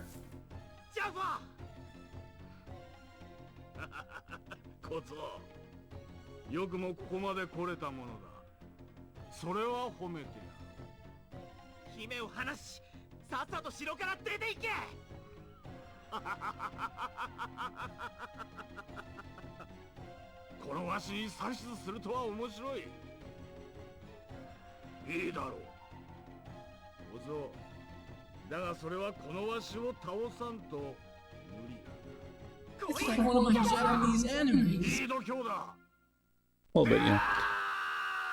And scream. So, yeah, that... Okay. Are we transported to a different room?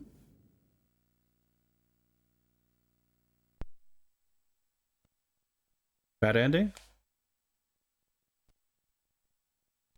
Nope, there we go. Okay, so that's very strange. So...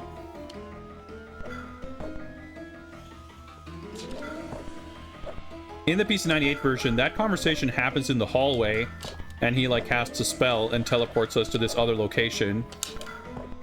Him, like, screaming and gesturing and the flashing is, like, kind of strange here, given that we already were out here. Also, he's, like, not parrying at all. His second in command put up way more of a fight. There we go.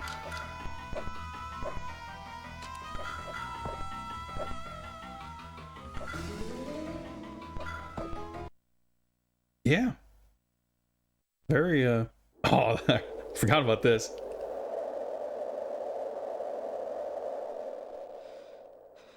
It's fucking sick.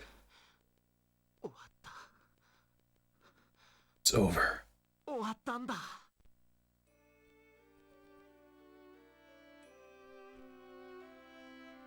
It's kind of cool too. It actually, like, ends here. I mean, oh, that's so sick. Because in PC98 version, like after you defeat Jafar, you teleport back to the hallway and then you run into her throne room, like in all the other versions. Okay, there's some palette glitches here for sure. There's some colors here that are not displayed correctly. Yeah, these graphics are all, again, from the PC98 version, where they, of course, look better than this. But they did a good job of, like, porting it. It looks fine.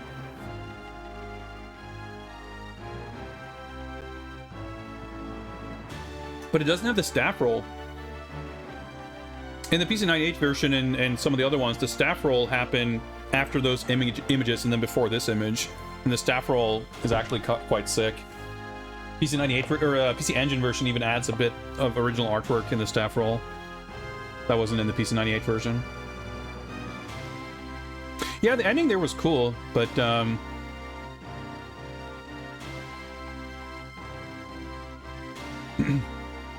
yeah, well, Olimar's technically the Game Boy version we played before this doesn't end with the bed in the hourglass because the princess's room doesn't have a bed or an hourglass in it. But yeah, it's interesting how they made some changes there that are distinct from the PC98 version.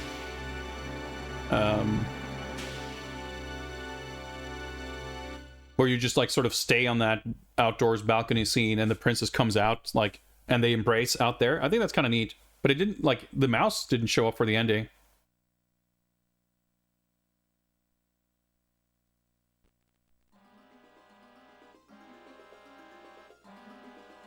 Oh yeah, very good version. Very good version. So we can, of course, now... This is maybe my favorite music on this screen. Here's our, like, time record for each level.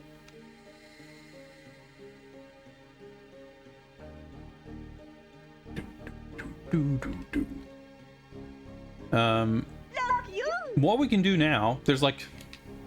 Well, I never saved, I guess. Thanks for the follow. Because we have time for it, and I think people might find it interesting. It seems most people here are probably not that familiar with this version. We can boot up the US release.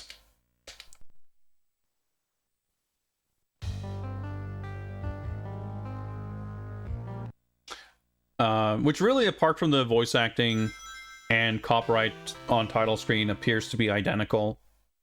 It's the version I have actually played more, and I couldn't notice anything different in the Japanese one. Which, I mean, you wouldn't expect there to be a bunch of small changes like that.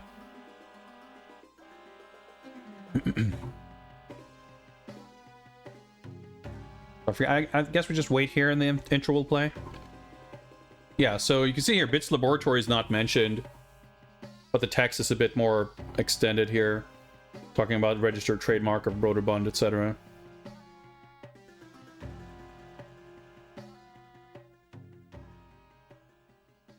Foolish Sultan, you think you can return to Persia, but you're wrong. You no longer rule here. Soon the princess and all of Persia will be mine. I will be Sultan. I am invincible.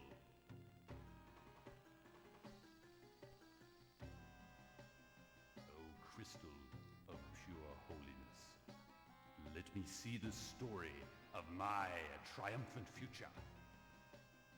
Show me Persia under my reign. And show me the princess when she is my wife. And all Persia is ours.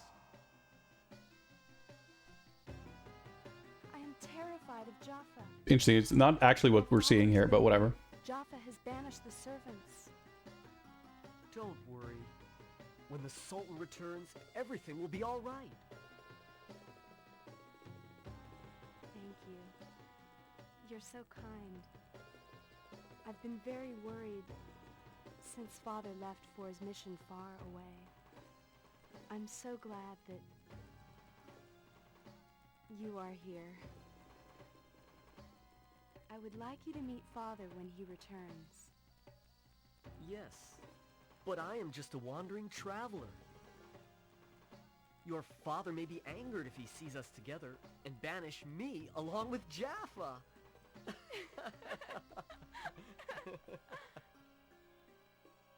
Fucking goofy ass line reads. I don't know. It's like I. What do you want? Stop it! Leave me alone! Princess!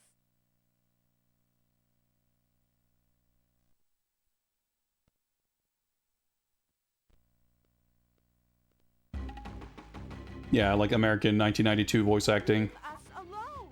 It is Master Jaffa's orders. What?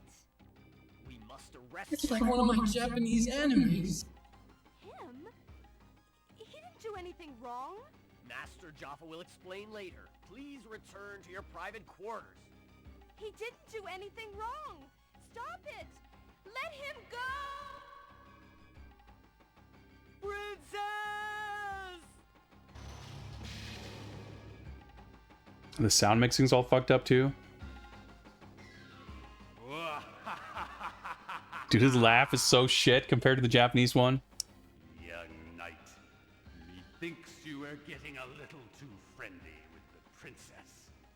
And to reach my goals, I must get you out of the way. Yeah, it's so shit. I mean, it's like pretty par for the course for the time, but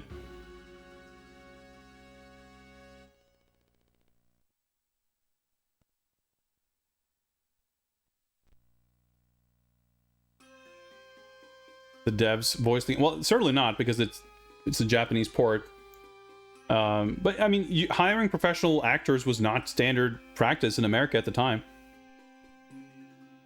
Sweet princess, how are you feeling? How do you feel about my proposition? You will marry me, yes? Never. Who would want to marry you? I shall ascend to the throne of this kingdom. Your destiny is by my side.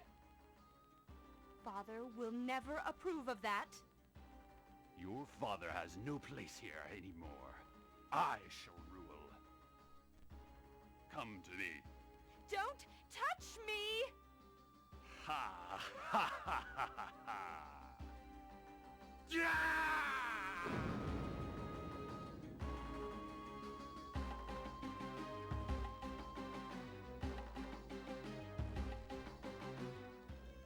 Very well then, princess. I shall give you some time to make up your mind. Either you marry me, or when the last grain of sand slips through this hourglass, your time is up.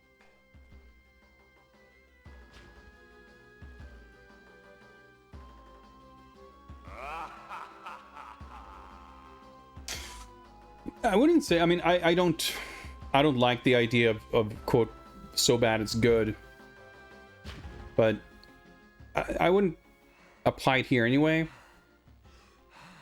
I think it's like almost decent, just like very amateurish. Jaffa, I will never forgive you for this. Princess, wait for me. I will save you and crush Jaffa's ambitions forever. Like, I think the casting is not bad in terms of like the general vibe of each character's voice, but it's weird. Like, it definitely feels like the voices were recorded somewhere where they were afraid to like speak too loudly. Like, whenever they're supposed to be yelling, they're like making an impression of a yell as opposed to actually yelling. Like, Jafar's laugh is pretty weak. Obviously, the fact that they call him Jaffa instead of Jafar is like a little weird. And yeah, again, the sound mixing is all fucked up. You can barely hear the voices over the music. But like I said, you know, it's pretty bad, but it's also pretty standard. Yeah, the timing's all like, of course, based on the animation as it exists. So in this version, I actually do have a save at the final level. Fuck it, we have time. I wanted to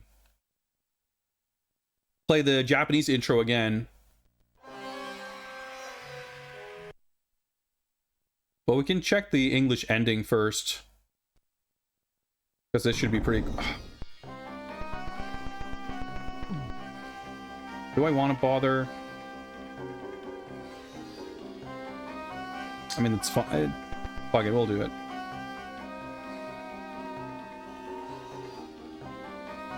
But let's... Yeah, I did set it to speed 2. Fights are speed 2 now, too, so we'll see how that goes.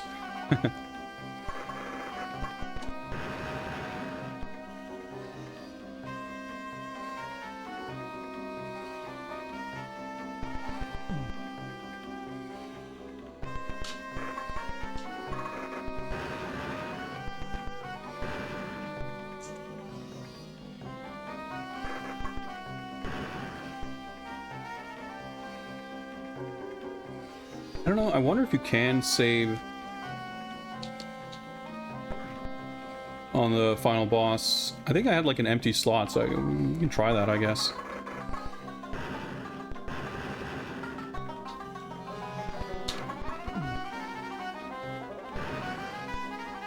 I didn't think to save when we were playing the Japanese version, but that's fine.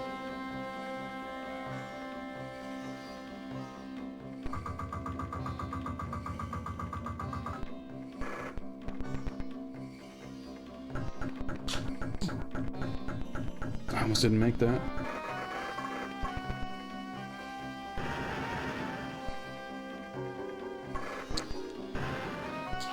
Just being able to reliably do that, like, just being able to reliably do anything and not have to worry about the game being all messed up is like, oh, such a nice feeling.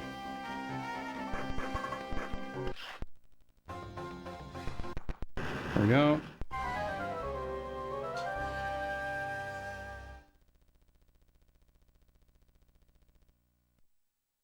Level 12, part 2.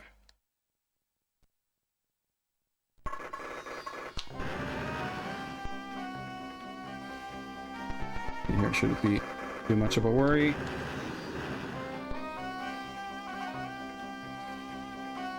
Did I get extra health for merging? I feel like my health bar is longer than it just was.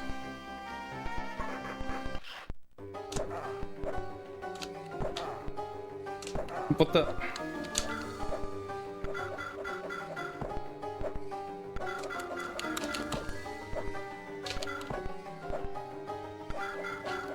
This feels so good and satisfying. And you don't need to hold and buffer the inputs, like, just doing them early just works. Feels so good. Okay, let's not do that. Okay, fuck.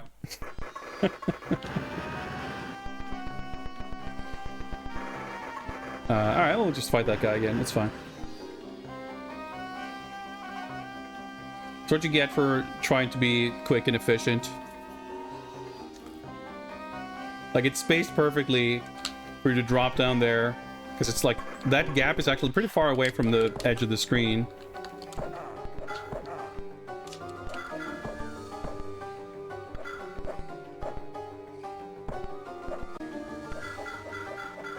There we go. Let's instead do this. And the fact that this gap is right by the screen edge, like, it's pretty uncommon for pits to be placed that way. Alright. So I'm still on level 12. But I wonder if it even saves it as like a different level.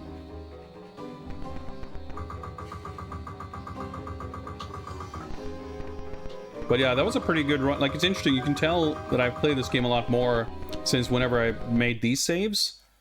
Because on this run, I wasn't like rushing it, and we still had over 30 minutes. Jaffa! Ha ha ha ha ha ha! You insignificant fool. So you've come this far. Very impressive. Free the princess and leave this place forever! Ha ha ha ha ha ha ha ha! have the audacity to Yeah, I booted up the US version. orders. How amusing. Very well then, brave young hero. But first, you must fight me. I'm ready. Yah!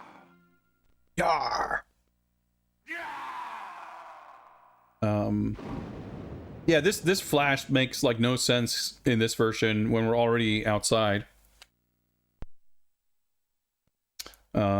But yeah, since I had it on hand, I figured I'd boot up the US version just to show off the shitty English dub.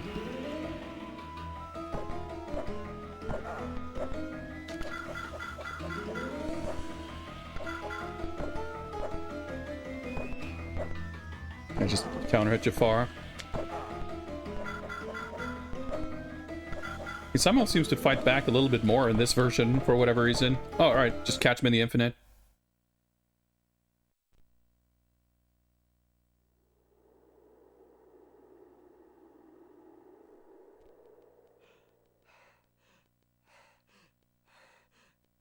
I did it. It's all over now. I love these like full screen shots. My brave hero. Princess! Because even for these style of like cinematic presentation in PC Engine and Mega CD games, it's not that common for the graphics to be like proper full screen. So it's like, I don't know, to this day, whenever I see it, it's like, oh shit, like, it just really stands out to me.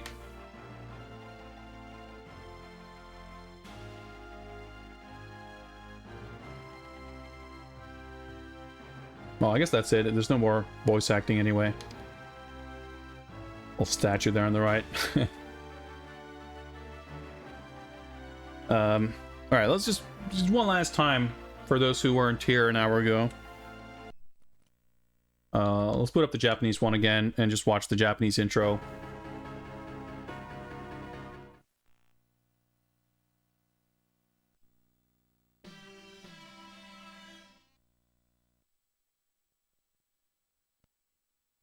And just experience how much more dramatic the voice acting is and how much better Jafar's laugh is.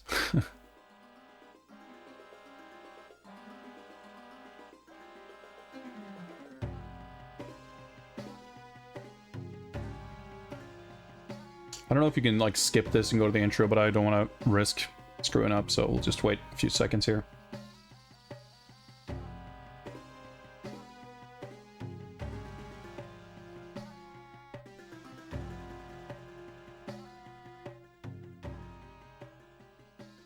Sultan 王、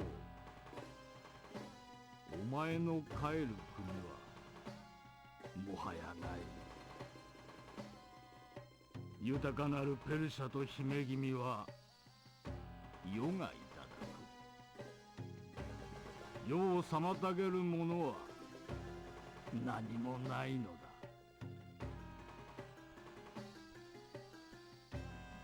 おお、聖なる真実の水晶よ。すべてを我に映し出せ。汝の強き力、ここに示したまえ。怖いわ。ジャパンがお父様の留守中に次々と大臣たちを追放しているの。大丈夫。父君が帰れば全ては元に戻るよ。ありがとう。お父様が遠くへ戦にお出かけになってからとても心細かったの。でもあなたと知り合ってよかったわ。お父様がお帰りになったらお会いになってね。うん。でも僕は旅から旅への流れ者。こんな馬の骨とは絶対に許さんとジャファーと一緒に追放されちゃうかもね。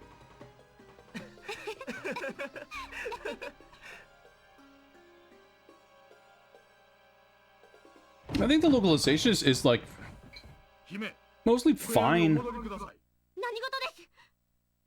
や like the translation is all accurate, and it's about like on par for what you would expect. I don't think they did a terrible job. It's just like the nature of it ジャファー様の命令なのです just means that it like this. It's just way sicker this way. 彼が何をしたというのです。お話は後ほどジャファー様で今はお部屋にお戻りをあの方は何もしてないわ。おやめなさい。離して。 They added this kind of echo effect on her scream in the US version. But see, when he screams there, it actually sounds like he screams. It doesn't sound like he's like pretending to scream.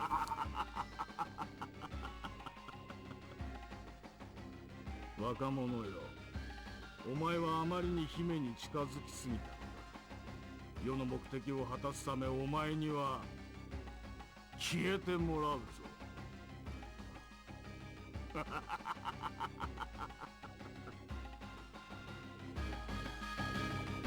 And obviously Jafar's performance is just like, I mean, he's still probably the best of the three in the English version, but it ultimately comes off as kind of this filtered version of this.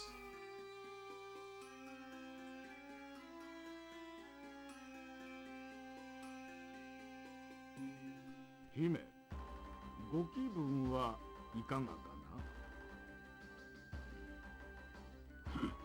まあよい。先ほどのことだが、ご承知願えますか。嫌です。誰がお前の妃なぞに。王国は私が継承いたします。あなたも運命を受け入れなさい。そんなこと、お父様がお認めになりません。あなたの父君の帰るところはもうどこにもありません。さあ。いや、来ないで。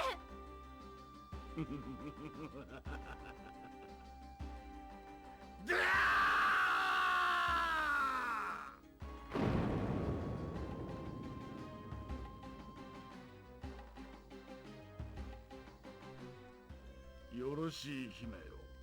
最後の時間を与えよう。我が妃になるか、それともこの砂時計の最後の一粒が落ちるとき、すべてが決まるであ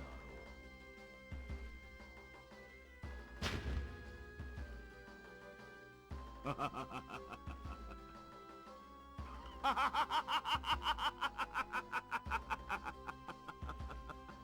This laugh is so good.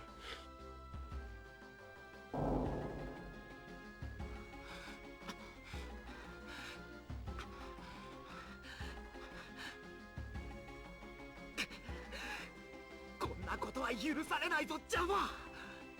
姫、待っていてください。必ずやジャファーの野望を打ち砕き、姫をお助けします。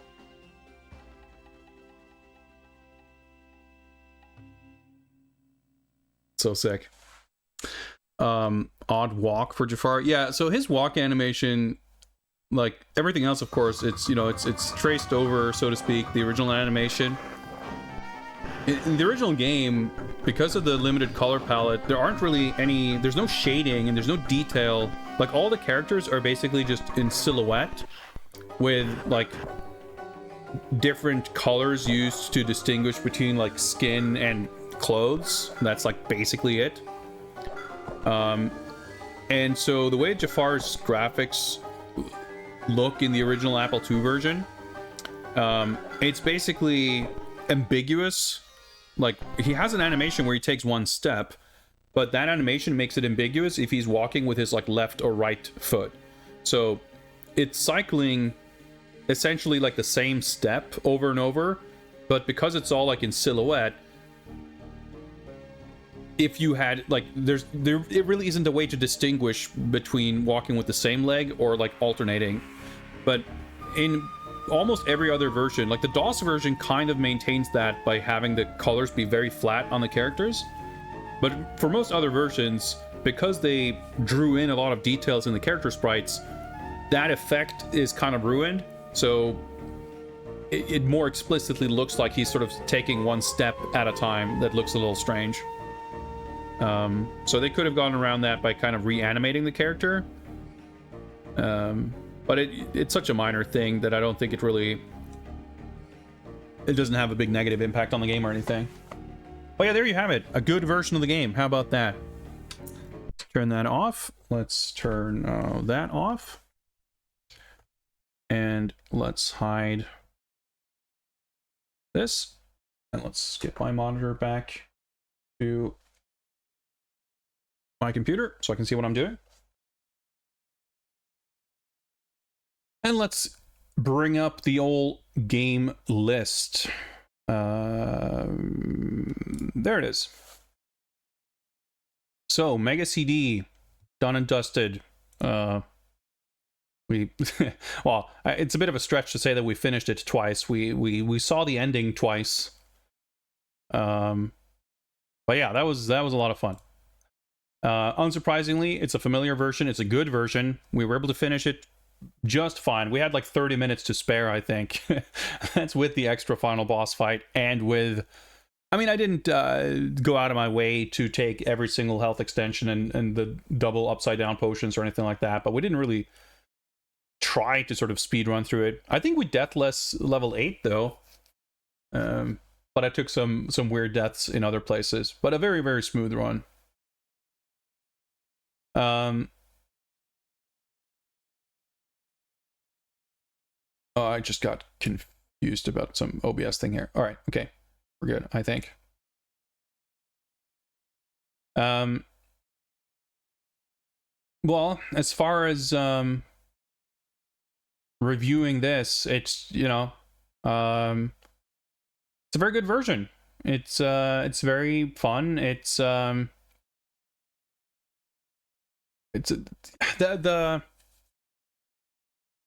cinematic editions are so fucking sick.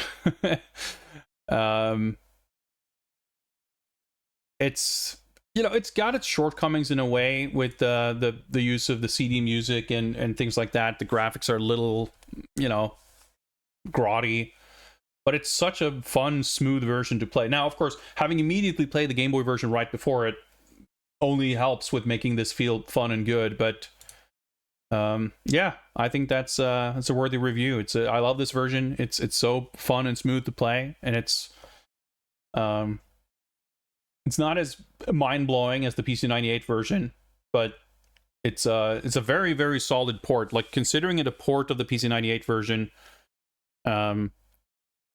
yeah, there are things that could be done slightly better. I think the PC Engine version ironically does illustrate how some things could maybe be better, specifically with like the music. And at this point, I'd have to go back to look at them side by side to see if I think the PC Engine version looks better, which I don't necessarily think I will. But the visuals, the colors, like, it's a bit garish looking. I love the fact that we have the different color palettes for the Palace tile sets. I think that was a nice touch. But the first Palace level you get to has like the most garish color palette. But it's not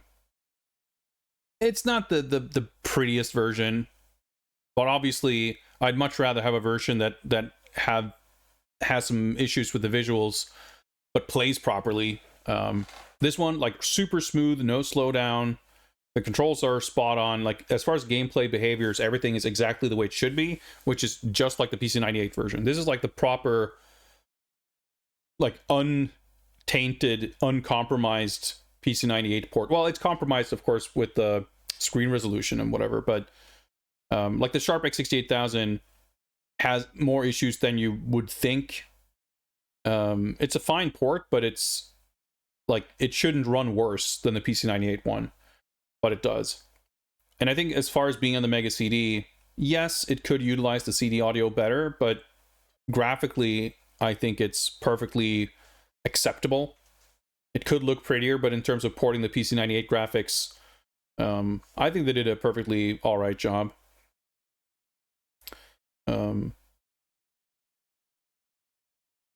I think, yeah, it's possible. Like, my memory was that I thought the PC Engine version looked better than this, but at this point, like, I I can't remember. I don't want to say anything like that without actually looking at them side by side. But with that version, like the graphics stop mattering so quickly because it's quite a frustrating version to play. What was wrong with the PC Engine version? Well, basically the combat doesn't work properly.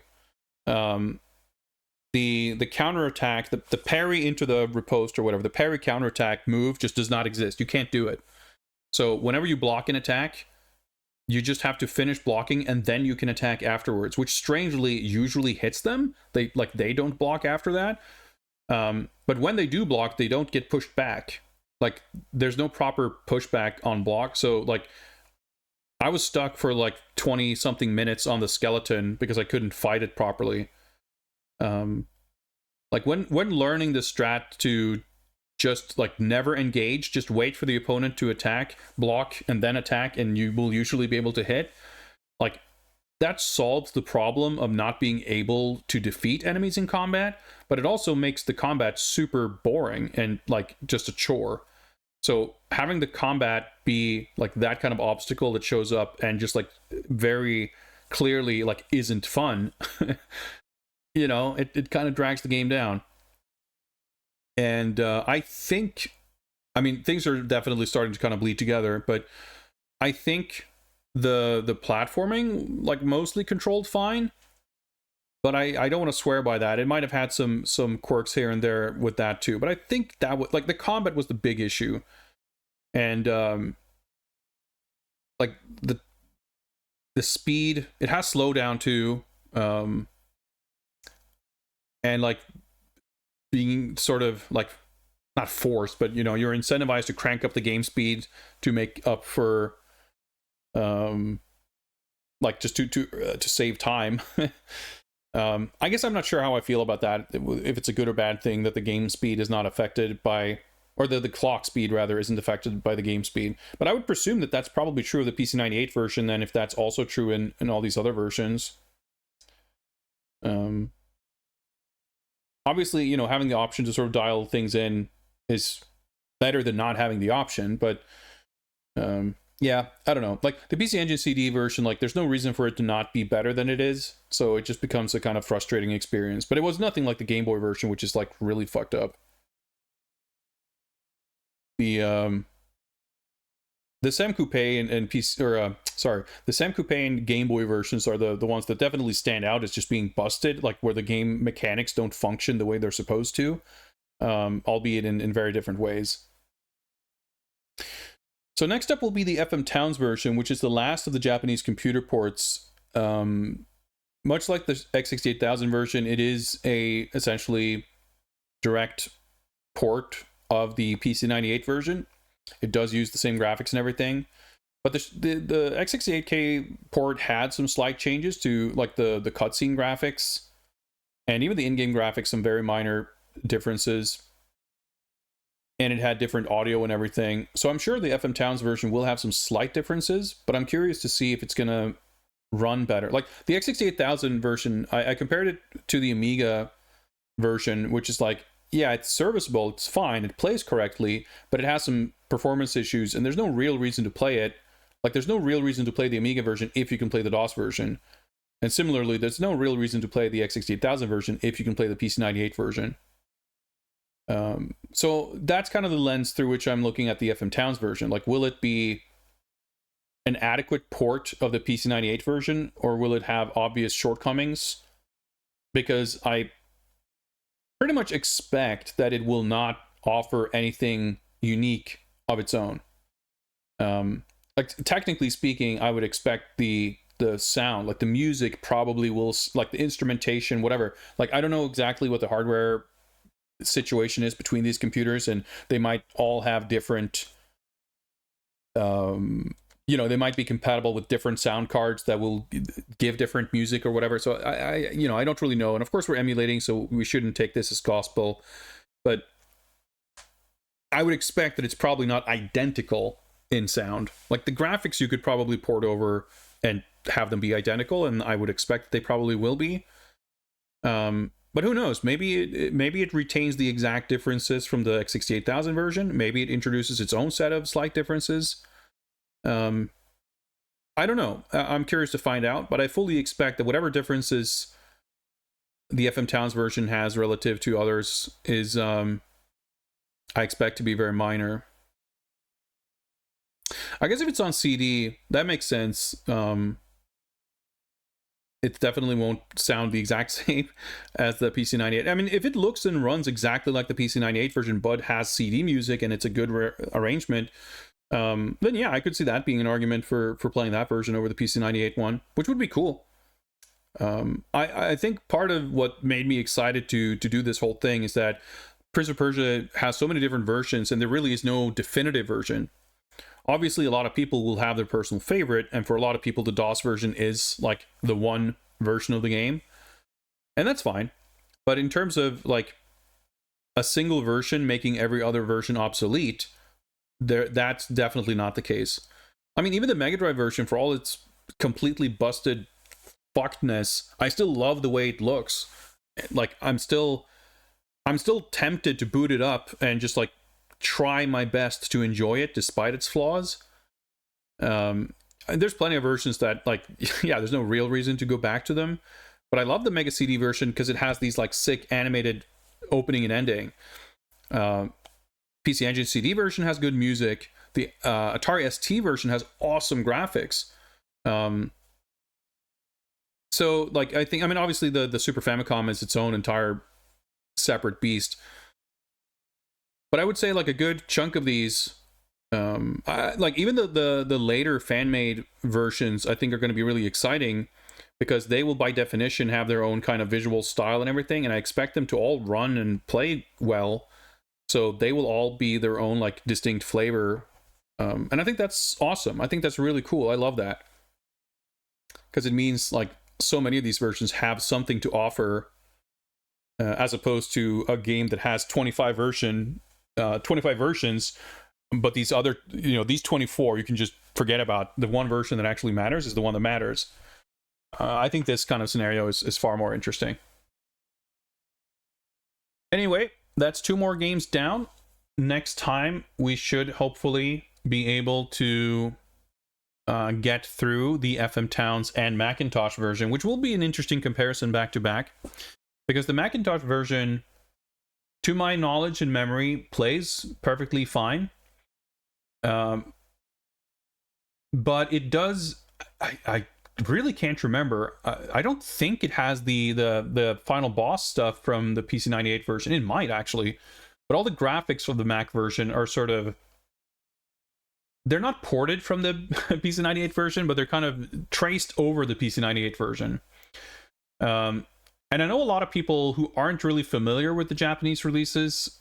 I've had more than a few people show up in chat as I'm doing this, and even playing other Prince of Persia games in the past, bringing up the Mac version as their favorite version, or like, oh man, I love the graphics in the Mac version.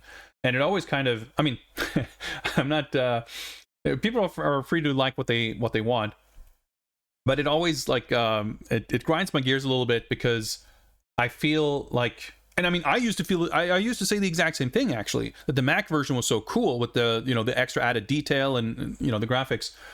But having seen the Japanese versions, like the Mac version is just a very crude approximation of those graphics. Like it's such a downgrade from the actual PC98 graphics, that like, if people who aren't familiar with these versions get to see, assuming that the FM Towns version maintains everything great about the PC98 version, which I think is probably true, seeing these two back to back, I feel like, I hope sort of that it'll help illustrate why I think the Mac version is such a big step down, in terms of the visual presentation. But to my memory, aside from the fact that it shipped with a bug that makes it run at like, maybe not half speed, but it runs slower than it's supposed to. And when I've played it on stream, I played it with like a patch, like a fan-made patch that makes it run at the correct speed. I have no memory of the Mac version not playing correctly, so that should hopefully be fine. But yeah, FM Towns will be interesting. But yeah, I love the fact that there's like, it's a big roller coaster up and down, because the Super Famicom version, of course, like it's hard to compare because it's such a different game, but it's obviously an amazing game for what it is. I expect the NES version to be basically total trash. The Master System version, to my knowledge, is like a complete trash fire. And the Mega Drive version we've already discussed at length. So that's like the rough patch there. But then it's going to be really interesting. The Spectrum version from 96 is the first like fan-made port. Game Boy Color, I'm not sure what to expect, given that I guess it's the same programmer who made the fucked up Game Boy port. Maybe he learned something in between 92 and 99? I don't know. But yeah, it's going to, like, every version is going to be interesting. Every version has been interesting so far. So it's a very fun project. Yes, J2ME is the Java-based flip phone version.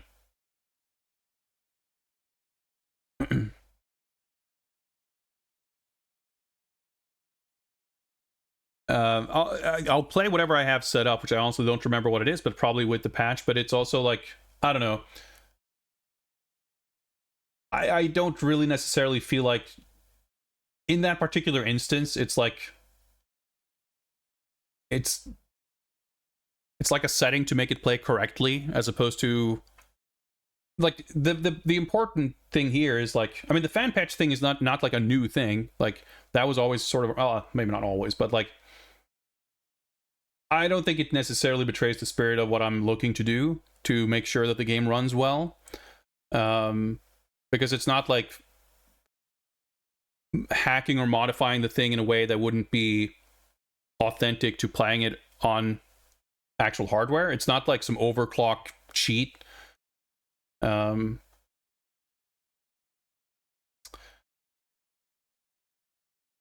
I don't remember offhand if I have that thing installed. Like the thing is, like, there's a lot of jumping of hoops involved in like emulating and getting Mac stuff to run in the first place. So I just want to see if I can get it to run, and hopefully as well as possible. Isn't the J2ME release just a downport of the 2000 remake? I'm not sure what importance you put in the word just in that sentence. I mean, it's not a port. I mean, depends on what you put in that word. It is Prince of Persia Classic, yes. It was released on Java phones, and it had an iOS version, and it was also released on consoles. But it's not like it's not worth playing because it's a weaker version comparable to something else. I haven't played it, so we'll see how it plays, but it should be a mostly... I mean, it's not going to be any less authentic to the original game than, like, the Game Boy version, so... But, yeah, having not played it, I'm looking forward to playing it. In any case, I've been going more than long enough for tonight. I'm getting very tired and need to go to sleep. So we will wrap things there, but we had a good time, and we finished 2 more games, so we are making progress. Is there someone here to raid? Probably. I guess Good Snake is doing stuff, so we'll raid them. Why not? Thanks a lot for hanging out, folks. I do not really know when I'll be back. Things continue to be very chaotic and kind of unpredictable in my life currently. And things can kind of change on a daily basis. I don't really know if I will have it in me to stream on any given day. But keep an eye on my Discord. And if I think I will be streaming, I'll probably announce it there first. So could be streamed on Friday, could be on Saturday, could be a while before I stream again. I honestly don't really know. But I look forward to doing more of this when I am able to. In the meantime, thank you very much for hanging out. Take care, everybody, and I'll see you next.